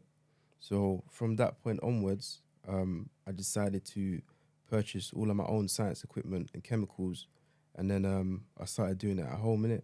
Oh, And that's then- not that bad. You're better than me. I would have gone to the supply cupboard. No, Yo, do you know got why? it. Do you know why I'm saying it's not that bad? Yeah. Because you didn't have to start from scratch. You still had like the following, the Yeah. fan base and stuff. So fair enough. But were majority of your videos from school though? All of them were. Yeah. So now I'm down to zero content on my page. Yeah, No, yeah, but- literally zero. Well, you still got content. followers there. you've got the fan Yeah. base, though. So I feel like you're not completely starting from scratch, if that makes sense. Yeah. Yeah. The kids of today would have done a story time on the school. They would have done a TikTok story time. No, literally. Yeah, no, the kids were making TikToks about me, all of that. Really? Yeah. About what? Saying what? Just saying like, just putting up like my videos and just tagging me and saying, yeah, big money. Like, and I saw that it was kids from the school, and it was a bit sticky, innit? Because obviously, like, you're not really supposed to have Kids. Oh and yeah. kids follow you and That stuff like was that. one of the main issues as well. The fact that, That kids, boundary. from Yeah. the school, kids from the school were following me, innit? And obviously, you're not meant to You don't have have to that. that, yeah. So So wait, the kids that were following, when they see you on school grounds, do they call you sir or do they call you big money? that's another 'Cause that's issue. They were detention. calling me big money as well. Detention. That's what I'm saying. And it was like, I'll go into a lesson, yeah, and then when I go into the classroom now, all the kids are turning around like, oh, big money, big money. No, that, Or- as or another like- teacher, I'll be fuming. You know what I'm saying? Or Especially like, an older one. I walk past the classroom, yeah, all the kids are bare looking like, oh, there's big money. And it's like, basically, yeah, it got to a point where I had to hand in my notice and resign, innit? Because I was causing... You're disrupting the lesson. You know what I'm saying? My Yeah. aim, yeah, is Yeah. to teach kids and help them learn. But Yeah. me being there was having the opposite effect. I was disrupting them and distracting them from their learning. You know what I'm saying? So it got to a point where I said, you know what, yeah, if I'm going to do these science videos, I can't be working in the school anymore because it's clashing, innit? So I decided to hand in my notice, and then and I just started focusing on the science content full time.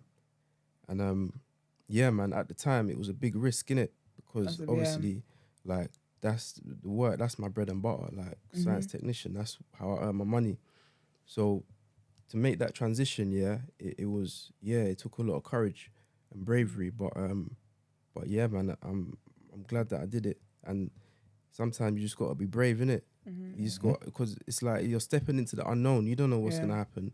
Like, you don't know, a few months from now, thing could break down and then it's not working no more. But you already quit your job. This is it. So what are you gonna do? So it's like you gotta have a lot of faith. You know what I mean? You gotta have a lot of faith in yourself and in what you're doing, to do it, man, and just believe in yourself. Yeah, that's what I would say. Would you ever like go back into teaching though? Because I'm thinking you could have now you have like tutoring sessions. I was gonna say like private tuition. Yeah, you could do that in terms of like even maybe like, you know how people hold like a masterclass for how to be a high valuable woman or that kind of crap. You could actually do it for science, something that's actually worth having. Do you get me? Small impact though, no? What? Smaller impact, no? What small impact? One-on-one teaching. No, I'm not saying. I'm not. That's what I'm saying. I'm saying still smaller. No. She's saying on top of the content, not one or the other. Facial screen, man. I don't know. But this happens when people don't listen. I don't know. That's what this is what happens when people don't listen. When people don't listen, you jump down people's throats and just start to assume they're saying something else. Back into teaching. That's what you said. No, I said, would you ever want to go? Like, would you want to go back into teaching? Well, if someone said to you, would you want to go back into it? Doesn't mean you're going to quit everything else. But it's something that you're going to do, because right now he's not teaching. So is that something that you would want to do in terms of like having like a class with maybe multiple kids and showing them doing live experiments, that kind of stuff? Possibly I would consider doing a masterclass, because I've had a lot of people reach out to me and like requesting something like that. You know what I mean? Some kind of like revision session where I'm just like going over topics. Is it parents or the kids that's requesting that? Both. Okay. Kids and parents. Yeah. And the fact that people are asking for it, that means that it's something that is needed, innit? So I think that's something that I'm gonna focus on in the new year, getting together some kind of class revision session. Would you ever do it with schools? Like, because when you've just said that, I thought you obviously have a lot of impact with these young people. Yeah. So it would be good if you could like actually have contracts with different schools where you go in and do what you're saying, but you don't work there. So it's not like you're going to be just distracting them and stuff because you're always on site. Like a science club. You know, like an after school club. Yeah. So after school at 4 p.m, you come on board and then they do a lesson with you and then they leave and that's it. So then that there's no issue of the whole them following you on social media because you don't actually work in the school. You're just a contractor. Do you get what I mean? 100%, yeah. And then that way you can have multiple schools that you do it with, and then do you get what I mean? It's just an idea, by the way. Just don't listen to me. But yeah. No, definitely. Like I've been wanting to do a lot more school appearances, and like going to the kids in person. Really though? Yeah, man. Because I feel like is it really though? It sounds like it's hustling backwards, to be honest.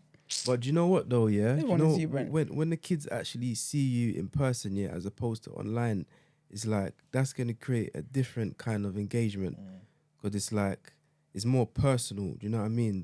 They're gonna feel more inspired and more empowered to take their study seriously. Because like obviously, if you're just watching it on TikTok or you're watching it on YouTube or whatever, it's like just a quick video, quick thing, and then it's done. But if it's like, raw, this person actually came into my school and I saw them and I spoke to them and I actually asked them questions and they gave me this, and then, you know what I'm saying? I feel like that it's gonna have a much bigger impact when it's personal like that, man. Yeah, I expect to see you in the schools next year. I think it'll be lit. Yeah, man. I'm setting up some school tours, man. Setting up some Sick. school tours for next year, man. When you were in No, I was just gonna say, obviously, like this, not that it happened by chance, but obviously, I guess the right sort of things kind of happened at the right time to kind of produce Big Manny, right? Because obviously you had COVID, you being a science technician, all this type of stuff, yeah. But like prior to that, when you actually, I guess, maybe first applied to be a teacher there, what was your long-term aspirations? Yeah, man. So my aspiration, was to become a biomedical scientist. So that's why I did biomedical science. And the reason why I applied to become a science technician is because I was going to use that as a stepping stone to becoming a medical lab assistant. Okay. So as a medical lab assistant now, I'll be assisting the biomedical scientists. So I'll be working in the hospital now, and now I'll be like analyzing the blood samples, analyzing the urine samples. I might have a bone sample that I'm looking at under the microscope to make a diagnosis and find out what illness is present. So that's what I was gonna do. That was my initial plan, to become a biomedical scientist. So I was gonna use a science technician role as a stepping stone. Then I was gonna do 9 months as a medical lab assistant, and then after that I can become registered as a biomedical scientist. Okay. And then that was my goal and my plan. But then when I started making the videos, it was like the plan changed, innit? Because obviously the videos started taking off. So but I still think that at some point I'm gonna do the 9 months medical lab assistant position just to become registered. To get that, Because like otherwise I feel like I did 4 years in university and then I'm not even like using the degrees To its full potential to kind its of thing. Yeah, exactly. So I feel like at some point I am still gonna do it just to become registered, and then I can actually practice as a biomedical scientist. It's funny you brought up the whole like going to uni and not using your degree potentially. Yeah, I think we were chatting about this this week. Well.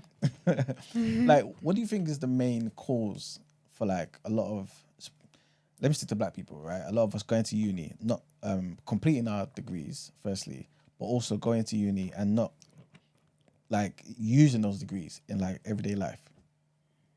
Well, I think the main thing is like, what degree are you actually choosing? You know what I'm saying? Before you even go to uni, what you need to be doing is like asking yourself this question: okay, what career do I actually want to have? You know what I'm saying? And then from there, you decide the relevant degree to get into that career. And then if you ask yourself that question, before you even go to uni, what you'll find is that a lot of the career paths don't even need a degree. You know what I'm saying? So you could actually go straight into that career by doing some kind of training course or something like that. And I feel like people just want to get a degree just to hold a degree. You know what I'm saying? Just so you can say, yeah, I've got that. But really and truly, how is that degree going to help you to get to your position? You know what I'm saying? Like, even just using myself as an example, I chose biomedical science because I wanted to become a biomedical scientist. You know what I'm saying? Now, if you choose a degree that is very broad, like my degree was specific, it's very specific to the work, innit? Yeah. But if you choose something that's just very broad and general, then it's like you could end up working in any area like after you graduate. Yeah. And it's like if you don't have a plan before you actually go into the degree as well, then it's more likely that you're just gonna end up working in a job that's just unrelated. Yeah. So what I would encourage people to do is look at your degree and ask yourself, is this a degree that can get me into a specific area? Like, our employers gonna look at this degree and think, oh yeah, this is imperative for this job. And if they're not gonna think that about your degree, then why are you doing it? You know what I'm saying? But like, then I have a thingy. What would you say though if like you didn't know what you wanted to do? So let's just say, okay, cool, I like science, right? But I don't know what I want to specialize in yet. I'm not too sure. So I choose a broader version, so it allows me to kind of taste and sample the different aspects, and then I can then decide what I want to specialize in. Do you get what I mean? As opposed to, because like you said, you knew what you wanted to do. You knew what you wanted to specialize in, but I feel like not everybody at that age knows where they want to go, if that makes sense. Do you get what I mean? Yeah. So what would your advice be for someone in that scenario? That's very true, man. Like, it's a lot of the time young people, when they're doing their UCAS applications and all of that, they don't even know where they want to go, what area they want to go into. So what I would say is go to things like career events. You know what I'm saying? Things like where they have like the different workshops where they've got different employers there. Go there, ask questions, and find out more about the job. Yeah. Because then what you'll find is that you might find out, actually, you know what, I don't want to do this job. You find out more information and you realize, you know what, actually, this isn't for me. You know what I'm saying? And then you might go to a different job where you wouldn't even think that you would want to do something like that. Yeah. But then you find out the details and you're like, raw, I could actually see myself doing this, you know? So what I would encourage young people to do from age 14 onwards, from when you start your GCSEs, yeah, it's never too early to start thinking about your career. Like, go to these career events. Like, there's many of them, like, around the UK, do you know what I'm saying, that are put on. Some of them are put on through the schools as well, put on through the sixth forms and colleges. So go to them because they're really valuable and you can find out a lot of information that could help you choose the right career path. So it's just around, you just need the education. It's just the education around that. That's what young people need to be able to make that decision. I was gonna say, like, hearing you talk about education, how you were thinking, like, going to get your degree, like, you're very, very mature, incredibly mature. So, like, with education, is that something, like, where are you from, like, you know, culturally? Yeah. But also, is that something that's like, is that a family thing? Like, do you come from a family where education is very serious, it's taken seriously, or is this just you? Like, you're just naturally interested in education and you pushed yourself to kind of look at these things and stuff like that? Do you get my question? Do you get what I mean? Yeah. Yeah, so I've got Jamaican background. My parents are both Jamaican. They came here from Jamaica like in like 80s, 70s, something like that. And yeah, man, growing up here, they always put a very strong emphasis on education for me. And like they always just, you know what I'm saying, just things like just making sure that I did my homework, making sure that I go to school on time, making sure that I'm engaging in class. Every parent, even in my parents are there. They're asking questions to the teacher. They're finding out how I am in class, and they just really took an interest in me as a student. Yeah. And then, as a result of that, I started taking my studies seriously as well, and it got to a point where they didn't even need to encourage me anymore because I was self-motivated to study and do my work. So I think that self-motivation came from my parents encouraging me from when I was young. And then after a while, it just became an automatic process where I just knew, right, I've got these targets and I've got these goals. What do I have to do to achieve them? Okay, so I need to spend 4 hours a week revising to make sure I learn the topic. Okay, that's what I'm going to do. So, yeah, man. At first, it was my parents encouraging me. And then after a while, I just started doing it off my own back. That's sick. I'm just so impressed. Yeah, for real. It reminds me of obviously when we had our Cambridge kids. Yeah, yes, exactly. From that went to Brampton as well. Yeah. So we had basically two. I'm trying to think of the best word. Let's just say Cambridge kids. It's Cambridge. Oh, Cambridge. Brampton graduates. Yeah. Okay. Yeah. Did you say Cambridges? No, Cambridge kids. Oh, I thought you said Cambridge. That's thinking. Yeah, I shouldn't have said that one. Basically, they went to Brampton. Killed in A levels and whatnot. Yeah. Just started Cambridge, and they said similar things to you about basically, obviously, the parents being involved. Yeah. But then having that realization where it's like, cool, I need to dedicate a certain amount of hours every day to studying for me to get these results. It's not going to happen by osmosis. You know what I'm saying? So, you know what I mean? So, but yeah. That's really sick. I think that's really good advice to young kids because career stuff will definitely change. And I think sometimes as well, even as an adult, sometimes I hear things that people do. That's why I like finding out what people do. I love it. Yeah. Because sometimes I'm like, I never would have thought that. And especially when it's black people. I didn't know there were black people in that industry. Like, do you get me? I'm always mind blown. So I think attending career events, and they do have a lot, will open your mind to so many other things that are out there. Because coming from an African background, I found it interesting when you were talking about like with uni and some careers you actually don't need to go to uni for, and you can do that. Like, that's what my thing. Where I'm at now, I mean, obviously I wanted to do law, to be fair, but had I not wanted to do law, I wish I would have known to research other ways to be educated without going to uni. But in a Nigerian household, you're not hearing that, man. You're going to uni. You can go to uni to study clownery. Whatever it is, you're going to go to uni. Girl, you got a degree, and that's what counts. Do you get what I mean? So it is important. And I think that's what I like about where we are now. I don't think there's as much emphasis. I might be wrong, but I don't think there's as much emphasis on going to uni like there was with my generation. because I think now you can go and do apprenticeships and now you can do different things and stuff like that. Do you get me? But with my generation, I just felt like uni was really just it. And anyone who wasn't going to uni, it was weird. It was like, oh, so what are you going to do then? Do you get what I mean? Yep. So I like the fact that And you got today, looked down upon. yeah. Let's be honest, there was such a stigma of you It not was a going stigma. to uni, like, back Yeah. then. But then when I think the people, all of us at uni were suffering. was going through it. And then you come out and then, because what was I listening to? Shits and Gigs. I was listening to Shits and Gigs the other day. And they were talking about like, one of them was, they kind of gave like an alternative thing of, it was a question of, knowing what you know now, would you have started podcasting earlier or would you still have gone to the uni degree, whatever? And Fuad was basically saying how when they went to uni, like the people who didn't want to go to uni because they were going to go straight into the working world, he felt like, you know, it's all great, but when I come out of uni, and it wasn't him, it was one of his boys, sorry, Ellis, I just want to give the right person the credit. But he was basically saying how coming out of uni, he felt because he had a degree, he's on top of the world. So he said one of the hardest things that hit him finishing uni was how a uni degree is not enough. Yeah. All these employers want experience. And the people that didn't go to uni, that's what they had.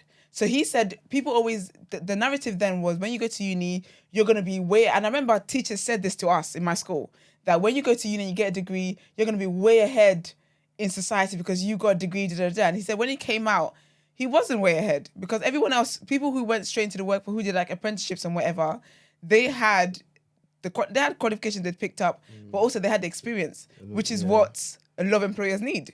So he was like, I've got this degree that you guys told me is going to be the best thing I ever get. I have no experience, but now I'm not being hired. And he was like, that was one of the worst, like one of the hardest things to hit him coming out of uni. So that's really great advice you've given there. Guys, you know, I can't lie. I've got to make a move, you know. Oh, do you? Yeah, I'm sorry, man. I've got to move. That's okay. That's fine. If you let people know your social media, Yeah. So they can follow you. At Big Manny 1. So big.manny 1. That's me on Instagram, TikTok, YouTube as well. And yeah, man. Obviously, I wish I could stay longer, but I've got to create the science content. You know what I'm saying? Oh yeah. What the hell? You know what I'm saying? Literally, I'm loving it. But Cool. I need to bring back for a part 2 then. yeah, definitely, man, Yeah. definitely. Well, thank you for joining us. Sorry, guys, but okay. if you want me to make the content don't that do you that, love, don't do No, it's true. Don't emotionally blackmail us. no, I'm not. I'm just saying, man. But I love though. Thank you. No, thank you for joining us. We having me. appreciate it. Thanks for coming. Yeah, man. Yeah, hopefully we do part 2, man. Hopefully. Yes, Hope we're gonna have to. Definitely, What? man. We need to finish part Yeah. 1. Yeah, definitely. But thank you so much. It's love been a it. pleasure. Thank you. Thank you, Been a man. pleasure speaking with you. Thank you, hon. Take care. All right, let's get into this. What would you do? All right.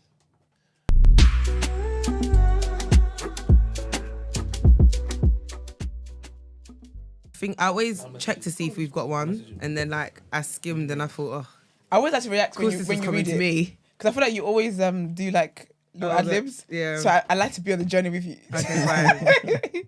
So hi, Jean and Esther. I'm a 36-year-old Black British Ghanaian woman who is at a crossroad in my life. I've been living in the UK all my life, but I'm starting to think about moving to Ghana. I'm single and I'm really tired of the dating scene here in the UK. This is your I've bag. been on. That's why I said when I read this, I You ain't said gonna say much. Gina's ready to I out. said- I'm gonna get out. I feel seed. No, I'm joking. I'm single and I'm really tired of dating scene here in the UK. I've been on so many dates with guys who just don't seem to be interested in settling down. I'm starting to think that maybe I'll have better luck finding a good man in Ghana. I know moving to a new country is a big decision, and I thought about all the pros and cons. I'm at my wit's end here, and I'm just so tired of being single. I can imagine that Ghanaian men are generally more traditional than British men, and they are also more family orientated. Yeah. If I'm looking for a man who's ready to settle down and start a family, Ghana might be a good place to look. But I know that not all Ghanaian men are the same. There are just as many good and bad men in Ghana as there are anywhere else in the world. So it's important to do my research and be careful who I trust. True. I'm hoping that moving to Ghana might just be what I need. And who knows, maybe I'll find the love of my life there.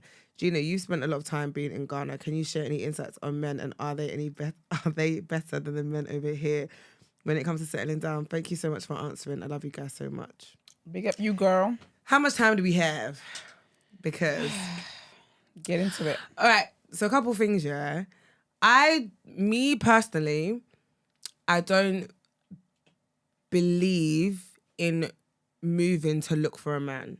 Yeah. That's just me, because I very much also I'm maybe call me a hopeless romantic, call me immature, call me naive, but Yeah. I believe in he who finds a wife finds a good thing. Like, I believe that I should be found. Preacher. Yeah, so I shouldn't really go looking. Yeah. So that's the first thing I'm gonna say. But if you do feel like you kind of are over living in the UK, 100% go and experience life in Ghana. I did it for 5 months and it was amazing, but I didn't go for a man.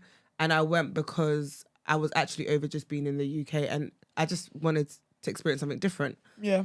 Now, I didn't go to Ghana. And the thing is, when I was going, a lot of people kept saying to me, oh my gosh, you're going to come back married. And you know what I mean? Because there's all these stories about, you know, people going overseas and settling down in Ghana. And I feel like now we're in an age where a lot of us are kind of settling down back home more.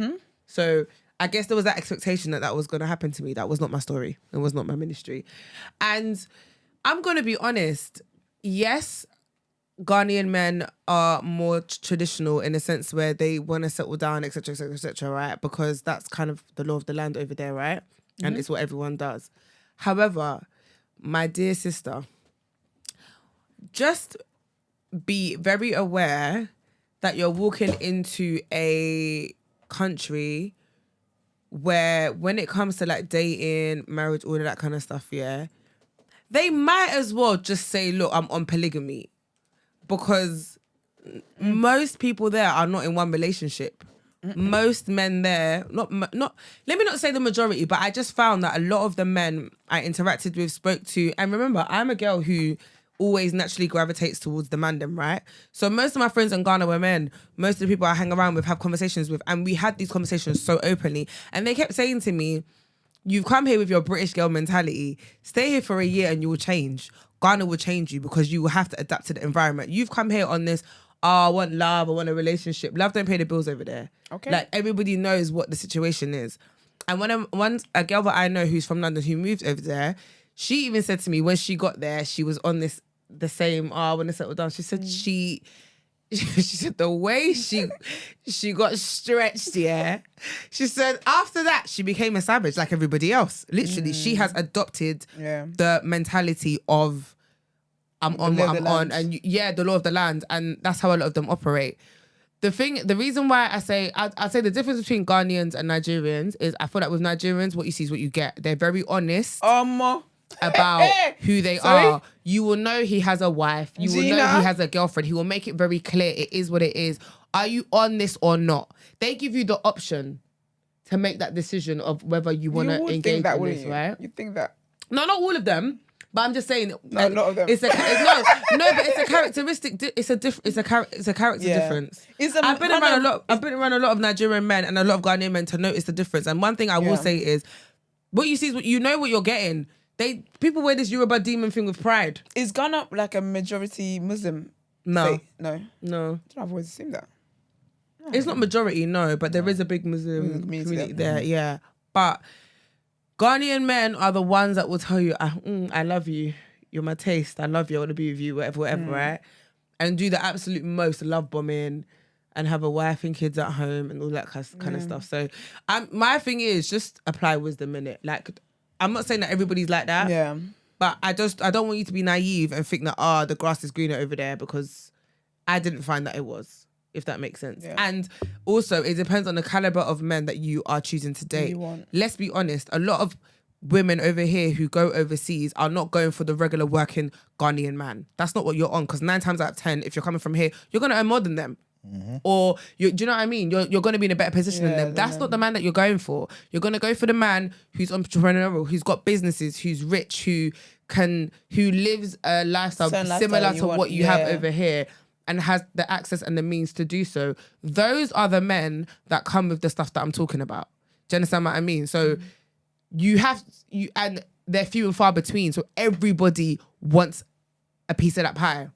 So just bear that in mind, that you're going to be competing with Linda, Barbara, Jessica, Monica, Sandra. Yeah. I said tune. I had a time. You're going to be competing with them lot. And it's just is what it is. Does it depend on what sort of groups you hang around though? You know what? And I say this because what do you mean? In terms of what men that like take you serious? Because certain men obviously are just doing regular things like got a nice, good job, this and third, go in church, go mosque, or whatever it may be, family men, and they're not like that at all. But do you know what it is? And I say this because, like I said, like I've got friends who go to church, who have good jobs, but they're still outside and they're still doing their thing. Like, and the reason why I say this is because, like I said, I've had the conversation with different groups of guys. I've had the conversation with the older men who are a lot more settled. They've got kids, but they're still outside. I've had the conversation with people my age, the ones that are like in the scene, the popular ones. Do you know what I mean? So it's like, basically, the reason why I'm saying this is because I don't want her to go there and be bamboozled and deceived and think that it's all glitz and glamour over there. Because you're saying, you know, they're a bit more traditional over there. And I'm saying, yes, they are, of course, because culturally, that's how we've been raised, right? Get married, settle down, have kids, etc., etc. So those things happen over there. But it comes also with the shit. Do you get what I mean? So I just want her to use wisdom and not go there blind and thinking, I've gone to Ghana, people go to Ghana and they meet the love of their lives and etc. etc. I've got too many stories to tell you, but it's not every day me exposing my business on this damn Does that happen a lot though? Where people say, they've gone to Ghana and met the love of their life. Have you heard stories I feel like people go over there and they get married, or like they meet guys and then they, do you know what I mean? Like I've got I know a few people who've got married, like who've married people that they've met back home, etc. etc. But like I said, it depends on the caliber of men that you're. It depends on the kind of caliber that you're men that you're going for, and that's why I said if you're going there for the average working like Ghanaian, then you might have better luck. But if you're not, because I know that if I'm going to Ghana, I'm not going for the average working man. I'm not. Do you get what I mean? So the kind of caliber of man that I'm going to go for, these are some of the hurdles I may need to go through. And if you're willing to go through them, then by all means do your thing. But if you're not, and you're not cut out that way, then what about the average Ghanaian man? Do you not want to pursue?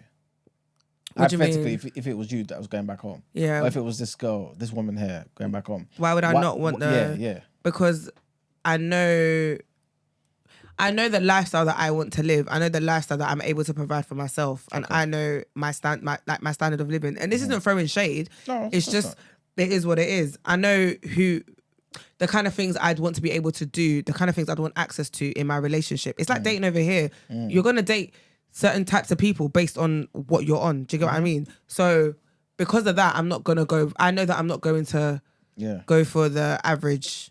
I ain't an average girl. Here's my advice, right? I'm joking. I agree with Gina. I don't believe in moving countries to go and find a man. I think if you've already got a man there and you're going to move and stuff like that, then that makes more sense. It's like going to a new country where you take into a new country where you want to, build a life and blah, blah, but you have no job prospects, you have no job, that kind of vibe, no. I also think that because people go back home during Easter or Christmas or whatever it is, I think that people take that little snippet of the life they live when they're there as the norm, and it will shock you. So when it comes to like the men and whatnot, there are also women in Ghana looking for husbands. That's true. In the Ghanaian husband. And I think sometimes when women talk about you're going to go to like another country and find a man, of course, the fact that you're from outside of there, always, I feel like, that is a conversation to be had, but you do have an extra edge because you're like for lack of a better word, you're something newer than what the guys are used to. So you will get more attention based off that. But that doesn't mean that you will get the right attention that you want, that will get you the settling down and the family and stuff like that you want. I mean, I'll be real, everything Gina's described about the Ghanaian men, I'm hearing that is Nigerian men to a T. To be honest, it's just at this point we're just using Nigerian and Ghanaian interchangeably. So my advice would be, I think if you want to go out there and you want to live and experience Ghana for a while, I think that you should. I think life is about having different experiences and stuff like that. I think if you're able to set things up for yourself where you can go there, you can afford to live there for a while and I think do it anyway, just because the person that you're gonna be, I'm here for growth at all points of life. I think you're going to evolve and you're going to grow and you're going to learn more things about yourself outside of the norm that you've lived in for however long you've lived in this country for. I think it's worth doing anyway. And again, we can say whatever it is that we want to say, but no one actually knows what anyone's destiny is. You might actually get there, and as soon as you land, as soon as your suitcase touches the ground, the first man you meet, now we're all attending the wedding. On the plane, You never know.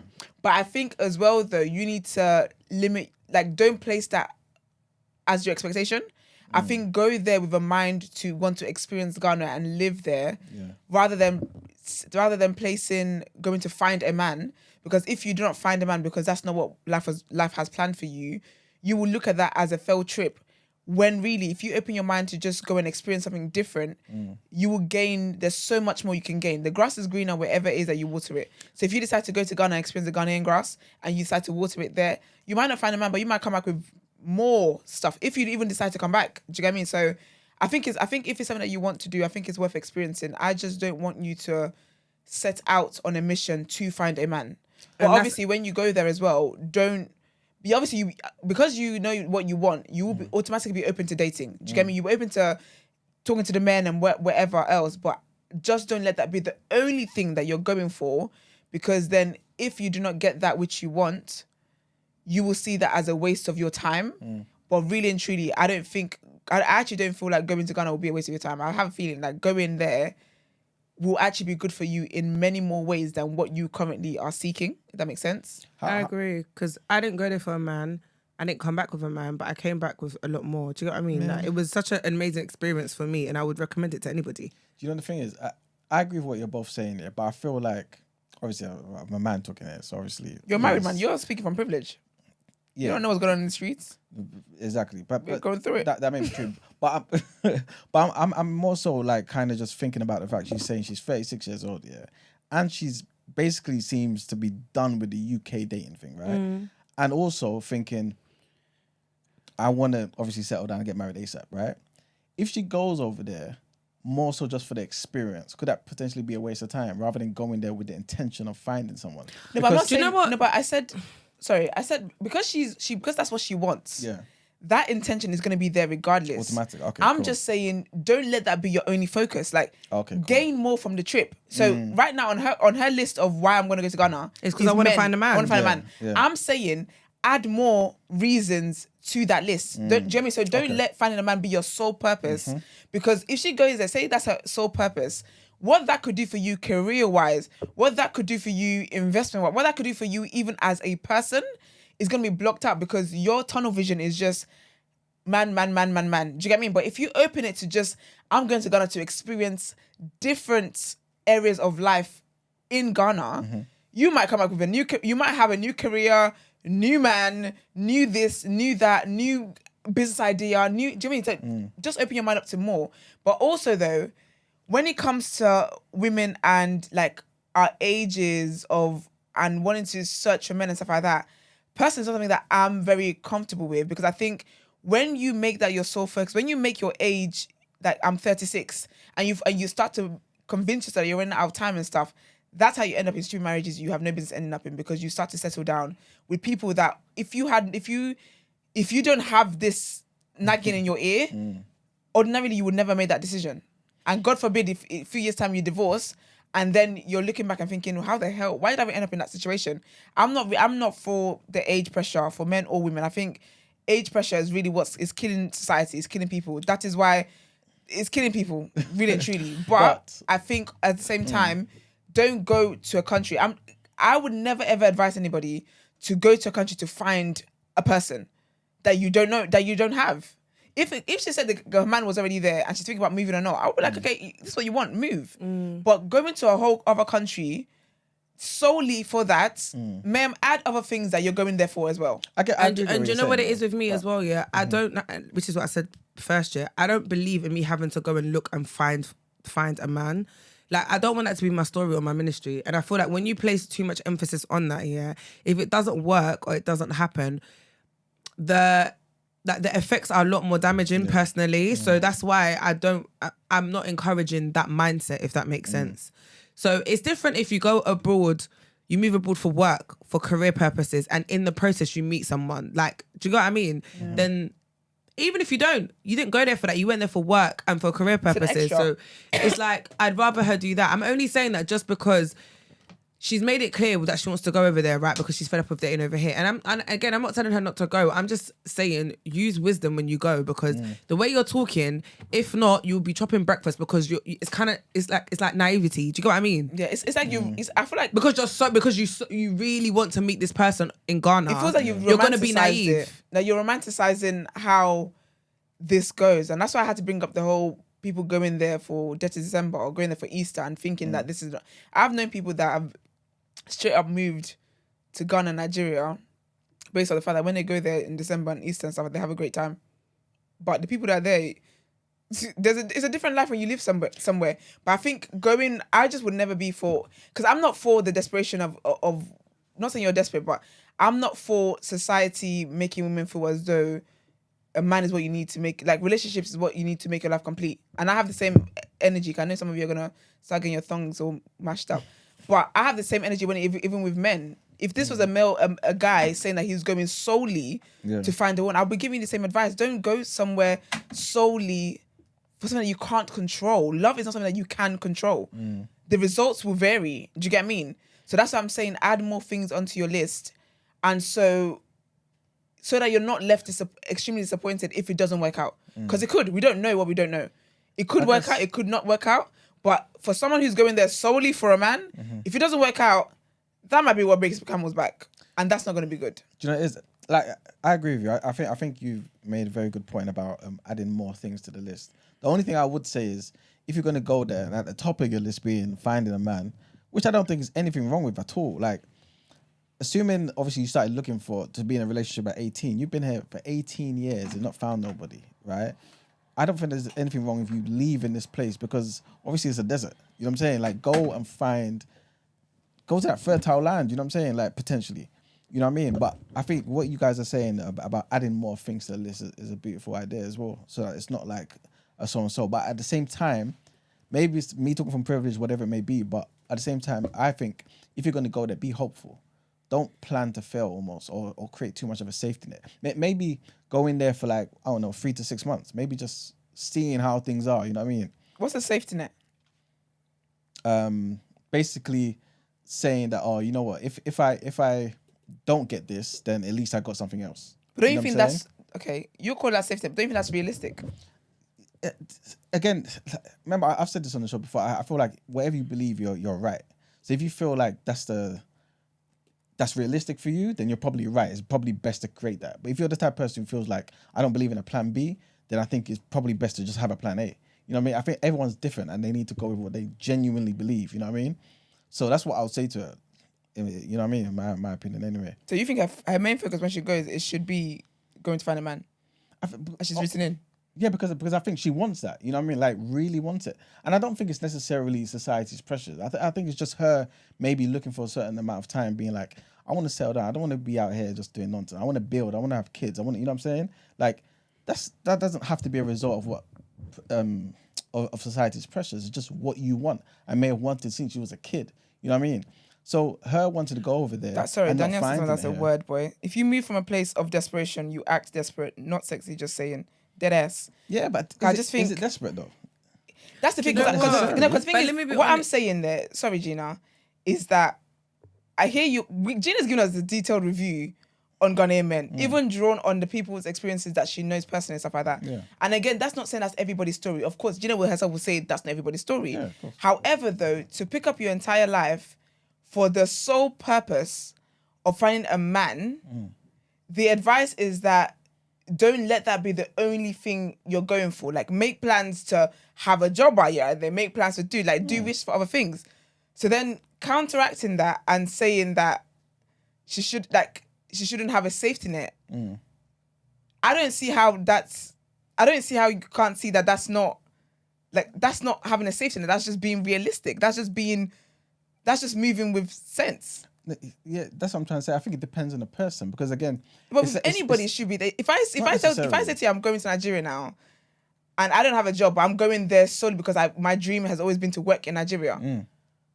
and I'm just going there for that. This time we talked about Nigeria's inflation rate being 23%. It should be a case where, okay, when you go, like, don't let that be.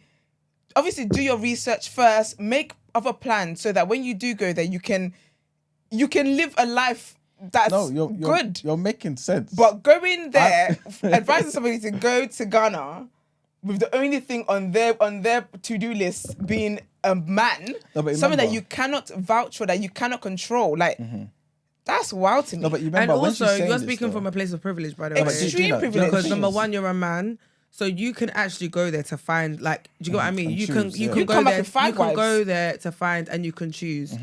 You have a lot more privilege in that sense. Yeah. I hear So, it. and also, you don't have a.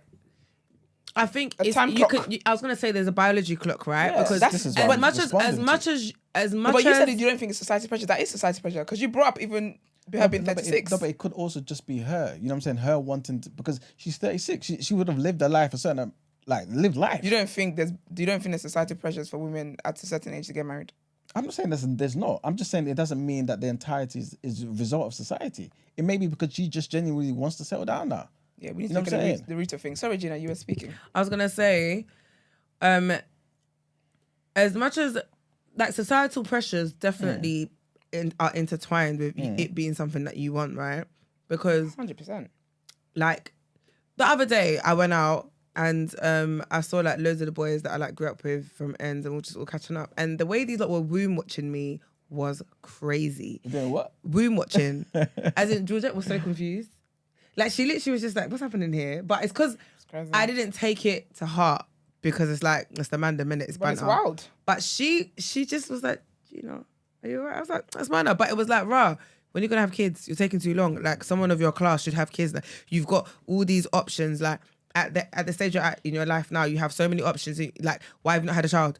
Gina, you need to have a child. Like, your biological clock is ticking. You're 35 next year. Like, I just thought, you really want to give me a complex, innit? Because if I didn't have one before, I'm freaking going to have one now. Like, do you know what I mean? And this is coming from men, by the way. Not one woman was watching my womb or getting onto me about the fact that I haven't had kids and I'm going to be 35. And I just thought, well, I'll be damned. But it's like, that's the pressure. Do you understand what I mean? And again, it was jokes, it was vibes, it was banter. And again, I didn't leave that conversation feeling like, shit, I need to have, I didn't care, to be honest with you, because I've made it a thing to not allow that to be something that consumes me, because I'm going to be honest, it's not within my control. And I can't allow something that's not within my control to consume me. It doesn't make any sense.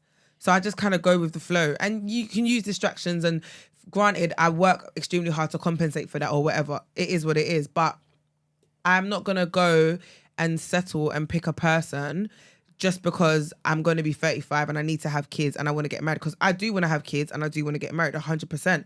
But it's not because I'm 35 next year that any Tom, Dick and Harry I meet is going to take that role or go on that journey with me just because my clock is ticking. Let it keep ticking then. This is what I'm TikTok. saying. That's society's pressures not necessarily having that effect on you. It's you internally saying, I do want to settle down. I do want to find a partner. You know what I'm saying? Yeah, and I'm do, saying but that could be the case with her as well. No, but I'm not saying that it's not. But I'm saying, I guess for me, the reason why I'm seeing it as maybe a societal thing is because to upright and move your whole life to Ghana to do that, I feel like it's quite intense. But again, I don't know where she's. I can't speak on her in it. So look how many enough. women say that they find fulfillment in life in just being a wife and being a mother.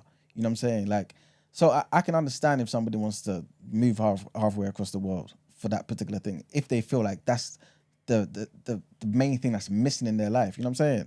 Like, people move across the world for far less. They go for job opportunities and all types of stuff, right? That maybe just increase your salary by 10K. Yeah, but at least I wouldn't say that that's far less though, because if it makes sense, it depends on priorities. It does, but if it contributes to your long-term goal and you're moving for a job that you have secured, right? And even if not, like, do you get what I mean? Like, I'm moving for a job, so there's some sort of security in that. You can't It's control love. different. I think it's to saying I'd put it on the same path as, all right, I'm gonna move to another country because I want to find a career here. I'm just gonna wing it. That's the same. I put that in the same category as like going for love, right? It's just vibes. You can't tell me that it's not because it's just vibes. Do you know what my main thing is? Yeah, I feel like moving. If you want to move for love and stuff like that, I'm not against any of that. But for someone who has a love there already that they're moving for, I'm not. That's fine. That makes sense. But for someone to be moving, I'm again. My advice to her is not to move. I'm not saying she shouldn't move. I said to her she should go. Things, yeah. I'm just saying that don't let the reason why you move be so narrow and be a factor of something that you cannot control. This one thing in life is finding love is something that people cannot control. You can't control it. So moving and putting your whole expectation on this thing happening for you, and then if it doesn't happen, it's going to devastate her. That's why I said you need to reprogram what you're moving for and your mindset. Where even if it happens, it's great. If it doesn't happen, it will still be great because you're still enjoying and loving the process of this new country that you're in and everything else that comes with it. If your mindset is to do this thing specifically, right, and that thing doesn't happen for you, but other things happen for you. I've met people like that where they had a plan in life to do this one thing. That one thing didn't work for them, but other amazing things happened for them. Because they set their mind on just that one thing, they were not able to step outside and realize the other blessings 100%. That they've actually had for that. And this is what I'm saying to her, where if your whole thing is to go for the man, whether or not you get the man, that's between you and God will let you know what the situation is, right? However, if she gains other things, but she didn't get the man, she's going to look at that as a failed journey. When really she could step back and be like, you know what, I didn't gain that, but I gained this, and whatever. And those other doors that open for you might actually be what then leads you to where you want to go. But if you just go and this is the only thing you're focused on and that's it, regardless of whatever good things happen for you, you're thinking, well, that was a failed trick. I didn't come back with a wedding ring on my finger. I personally think that's a toxic way to think. I don't think that's a healthy way to think because what the effects that's going to have on you if it doesn't come, again, this thing you can't control, if it doesn't happen how you've planned out to be, is going to be grave. So that's why my advice is to not, I'm still saying go, because I think moving to another country will always make you grow and make you flourish in a way that your current environment didn't because that's your comfort. So I always believe in stepping out of your comfort zone. That brings about the good things it will, depending on your perspective and whatnot. But me personally, I don't think moving to a country solely to find a man is where it's at. Me personally, but all the best to all parties involved, as I always say. Yeah, but yeah, that's our advice. As I said, we're not saying don't go. I definitely think you should go. I'm just saying use wisdom when you go. That was literally my it. whole thing. It's about applying wisdom and not being naive because the thing with them is their mouths are sweet. And especially because you're coming from a place of being fed up and at your wit's end, anything that sounds sweet to you, you're going to run for it. You're going to run for it. Do you understand what I mean? It's just more coming from that place. Call it trauma, call it what you want. Call it being sensible. This is what we're saying. Can I ask a question to you as a Ghanaian and you as a Nigerian, babes, right? You have different quote-unquote levels or tiers of man everywhere. Yeah, of course. Yeah. In Ghana, is there a high proportion of men that are average, that are sweet? Are all of them bad? What do you mean? Are all of them bad? Are all Ghanaian men bad? Are all Ghanaian men bad? Are the majority of them bad? Bad in what sense? Bad in looking the or? manner in which it is that you're saying that they sweet you, they have several different women. No, I didn't say all. I can't say all. I haven't met all of them. Yeah, I'm aware of that. Okay. Sorry. Let me rephrase the question because obviously I've said something that is baffling you. In this country, here there is a stigma that certain types of men stay away from them. Yep. Right? So this girl is now looking to go to Ghana, right? And, trying to lock over there. And you're saying, don't think that you're going to go over there and find any difference. In fact, it might be worse. Yeah. Is that all across the board? Or is it a certain type of men? I'm going to say a certain type of men. What type of men? But the type of men that I said, you're not going to... I find it hard to believe, again, I can't speak on her, but I don't think she's going to go there and go for a guy working in a local shopping mall. you're gonna want to go for the one who's established, doing well, who mimics something similar to over here based on what you're used to. And I'm saying those are the ones that come with what I'm saying. Do you understand what I mean? So the guy who have options and whatnot. Yeah, Yes. right. Cool. How about the other men in Ghana? I want to know about their experiences. The other men. The ones you've just mentioned, not them. The others. Okay, the others. Yes. I haven't frequented with them. Ah, like so you that. don't know what life is like over there. No, but like, I mean, I'd say my family members, they're all right, I guess. How about in Nigeria? Because in my mind, she might be over here and seeing all levels of men are just, they're all cheaters. So going over there, she might not be going for the options. No, but do you know what? Do you know? They No, want to let have me take options. that back. No, because no.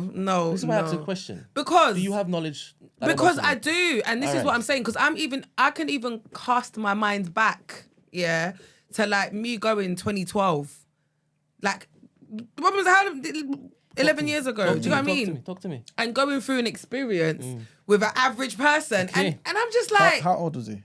how old was he? Yeah. How old was I? Very young. How old was I? I Oh, was so you're saying it's a matter of maturity? It might have been, yeah. okay. No, I'm, you know That's what what I'm you saying? Because the older guys today are doing better. Potentially 11 years ago. How old was I? I was in my early 20s. He was older than me though. But regardless, my point is, you asked me have I experienced an average person, and I'm saying I have, and it didn't turn out any different. Do you get what I mean? Yeah, yeah. And it's a reminder of the things when I say I might just go for the. You lot will say that I go for the wrong type. I'd rather go for the wrong type because at least I know what I'm getting, as opposed to going for the opposite and getting the same shit. And realistically, this isn't even really where I want to be. How do you... Run that again. I Run know that what by I me mean. again. No, I heard what you said, but I just want to clarify. Why? You said you'd rather go for the one that isn't meant for you. No, That's bad for you. no. In the sense where obviously there's a certain type of people that I like, right? Everyone has a type, and you go for your type. And some people might say, you know what, maybe your type isn't the best type to go for. Yeah. Try something different. I've tried something different and still got the same shit I got from my type. So I would rather go for my type because at least I like my type. And this is, do you know what I mean? Yeah, you're basically saying all men are the same, and you'd rather basically have more enjoyment with the ones that you're attracted I actually to. like. Yeah, because you didn't like the average guy. It's not like I didn't like him, but I'm saying it's like on a normal day, I'm not going for you. Because of his money is not. I'm not his talking. money was funny. I'm not talking about money. I'm literally not even talking about money. what Because the was crazy thing is, the scenario I'm talking in my head, this guy was rich. He wasn't my type because he wasn't the regular.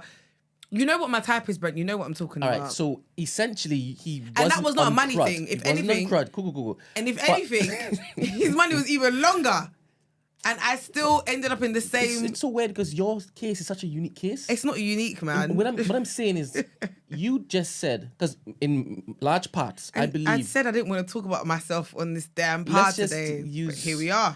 Oh, bloody hell. Look, have you heard of the Passport Boys movement? Passport Bros, sorry. Where men on the continent want to go back to, well, men in America, to be honest, want to go back to the Africa.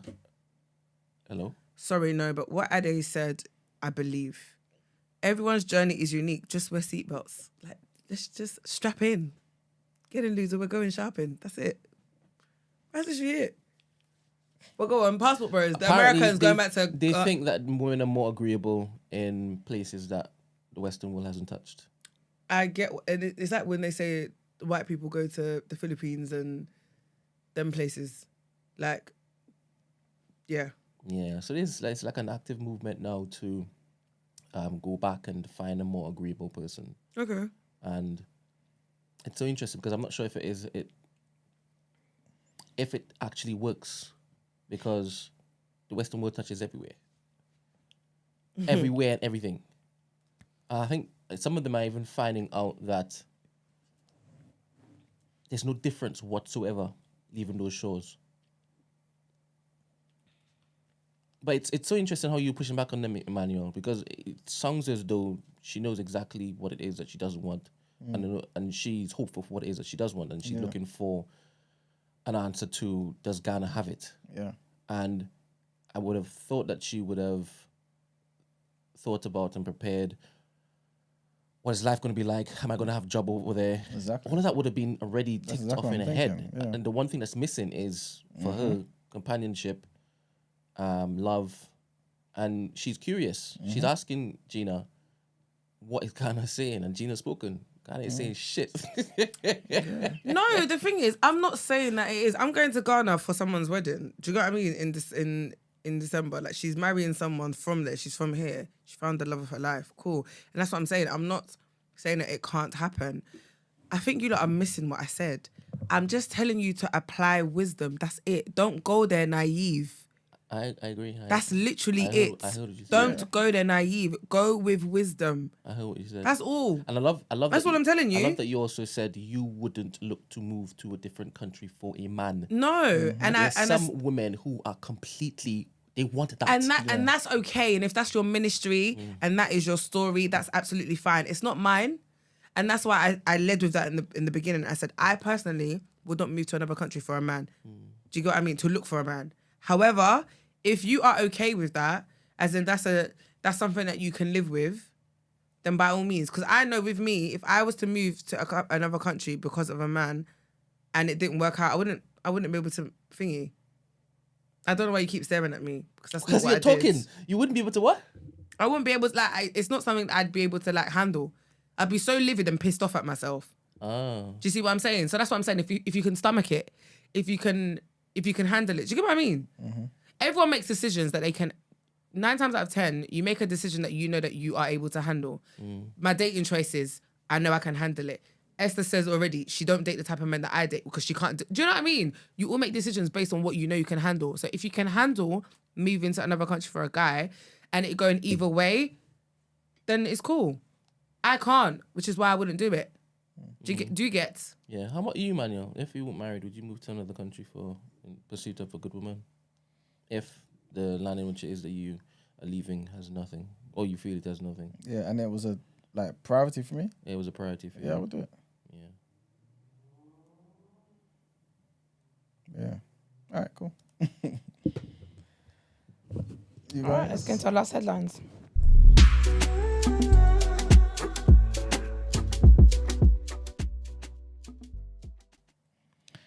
All right, people. So our next headline, the Cameroon's health minister, Dr. Malaki, has urged the population to trust the government's health policy amid growing skepticism over the malaria vaccines, which arrived in the country 9 days ago.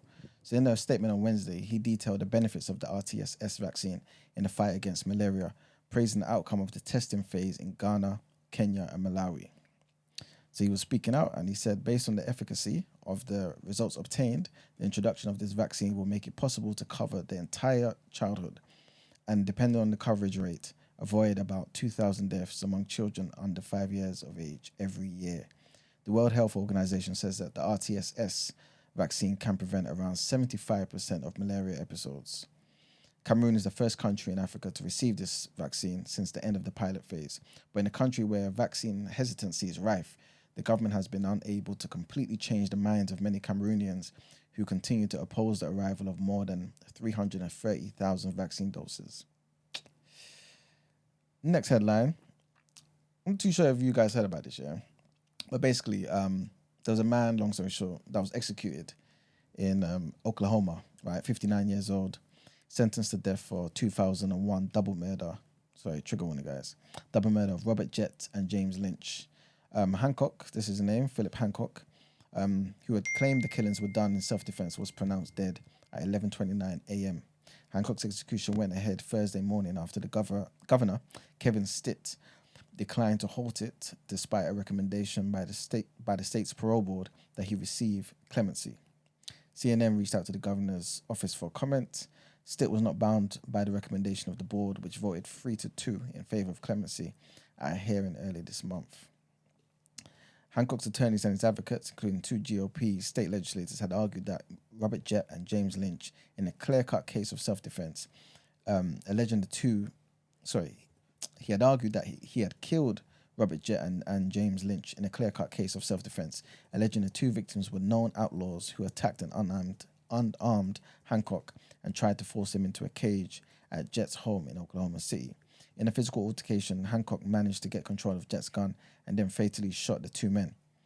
This is what they said also, right? We are profoundly sad that Oklahoma executed Phil for protecting himself from a violent attack This was a clear case of self-defense, and the governor and the state ignored a wealth of evidence showing that Phil was fighting for his life. And the last headline, I don't want to be insensitive, but it's funny that we were talking about and this is what would you do, right? Obviously, this won't be you. And I mean this respectfully, 100%. And I'm pretty sure from my opinion, you could tell that, I don't mean it in any type of bad way. But this might be a record. Did you guys hear about the woman who gave birth to twins in Uganda? No. Guess how old she was? In her 80s. What? 80s? I don't know. Was that a Jesus miracle? I don't know. 70 years old. You made it seem as if I was so far off. Yeah, but I don't know why you would think 70. Why is that even possible? Because I knew that this story was going to be a bit of not a freak story, but do you know what I mean? No, this is definitely a freak story. I knew that's where we were going, so I just... Yeah, man. Well, her doctor was speaking to AFP on Thursday yesterday and confirmed that the 70-year-old Ugandan woman had given birth to twins and called it an extraordinary feat. The mother, Safina Namukwaya, she described the birth of the twins, a boy and a girl, on Wednesday as a miracle. Both the mother and the babies are in good health and are still under observation at a facility in the capital, Kampala. Only 3 years ago, wow, they call it a septuagenarian. The septuagenarian gave birth to a daughter after being described as a cursed woman for not being able to give birth to children before. With her husband, who died in 1992, she had no children of her own, whom she met her current partner, whom she met in 1996, did not attend the birth, much to her dismay. Long story short, her current partner, there was an issue with him, but basically he didn't like the fact that she was pregnant at this age, 70 years old. But she said that maybe he's not happy that I gave birth to twins for fear of the responsibilities that it entails. But 70 years old. 70. I don't know how her body even had the strength, boy. Yeah. Anyway. But big up her. Big up God too. Yeah, congrats, man. She kept trying. But yes, that's it for the headlines. Is that her first? Of her own, yeah. Oh, really? Mm-hmm. Oh, that's definitely miracle stuff. All right, couple things. First of all, Emmanuel, I would like to have this guy on as a guest. Do you concur? Black Travel. Okay. He said he's an avid passport bro. Serious, okay. Black Travel. I want the topic to be about that, to be honest. I want to hear all these particular stories that he has. Because I'm so interested in that particular mindset,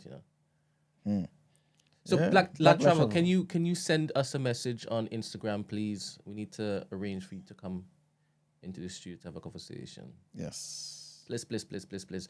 And secondly, results of the poll. Should I move to Ghana to find potential love of my life was the question. 52% say no, moving for man is not worth it. And 47% say yes, increase your chances. There you go. Oh, just it seems like people are unsure about certain things. Yeah, this was definitely IVF, This wasn't no real biological or something, man. 70 years old? Nah. But yeah. Congrats. All right, let's get into the reaction then.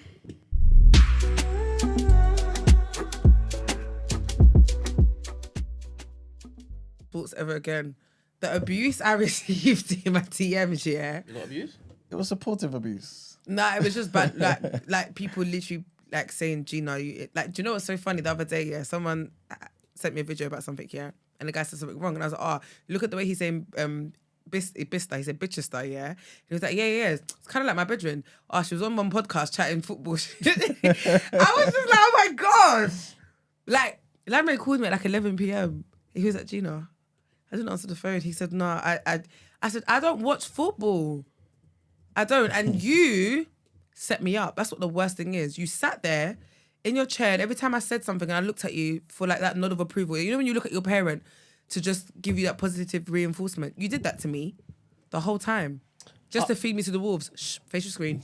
To be honest, I Face your screen. I don't like to be pedantic like that. I mean, everybody understands the context of what is happening, so why am I correcting you? I'm not a grammar police. Okay. I get onto so many people for looking to correct me for the words I make up. I make up words all the time. Mm-hmm. I never set you up. You did. I was encouraging you. Okay, if that's what you want to call it. Mm-hmm. So Well- you're not doing it anymore.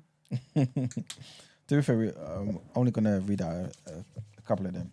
Basically, there was some UEFA Europa League games yesterday. Brighton won their game against AEK Athens 1-0. West Ham beat Baka Topola 1-0. What other UK? Rangers won against Aris Limassol. Well, so pardon me, that was a draw 1-1. And Liverpool beat Linz ASK 4-0. Yeah, man, there ain't really much, man. But basically, in that Liverpool game, Salah scored his 199th goal for Liverpool. It's big up Salah. Liverpool are now qualified for the knockout stages. And also, Brighton, I believe they've qualified as well. Yeah. No. Yeah, so basically, because they won their game, which was a penalty basically in the final minutes of the game, they now know that the only victory at home to Marseille in the final group game will earn them a top spot in Group B, which will see them skip the playoff round and move straight into the last 16. So that's basically what is in front of Brighton. But yeah, there ain't much else, man, for the reaction today. So that's it, I guess.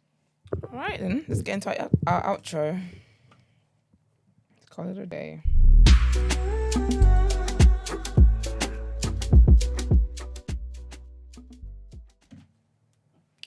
Okay, people, thank you for tuning in. We appreciate it. Don't forget to like the video before you come out of it. Also, subscribe to the channel.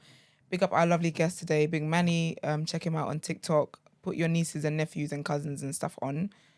He gives good advice. As in, like, not good advice, but he does really cool experiments and stuff like that for the kids. So there's a lot to learn from there. Big up our researchers. As always, follow us on our social media platforms, The Day After TNB, on Instagram, Twitter, and on TikTok. If you want to send your dilemmas in, the number is 075 6484 1073. That is also the number to call when we're live on air. If you would rather email in your dilemma, then the email address is tdasubmissions@thenewblack.com. What else is there? If you want to inquire about the show or feature on the show, our email address is thedayafter@thenewblack.com. Have a great weekend, everybody, and we'll see you on Monday. Peace.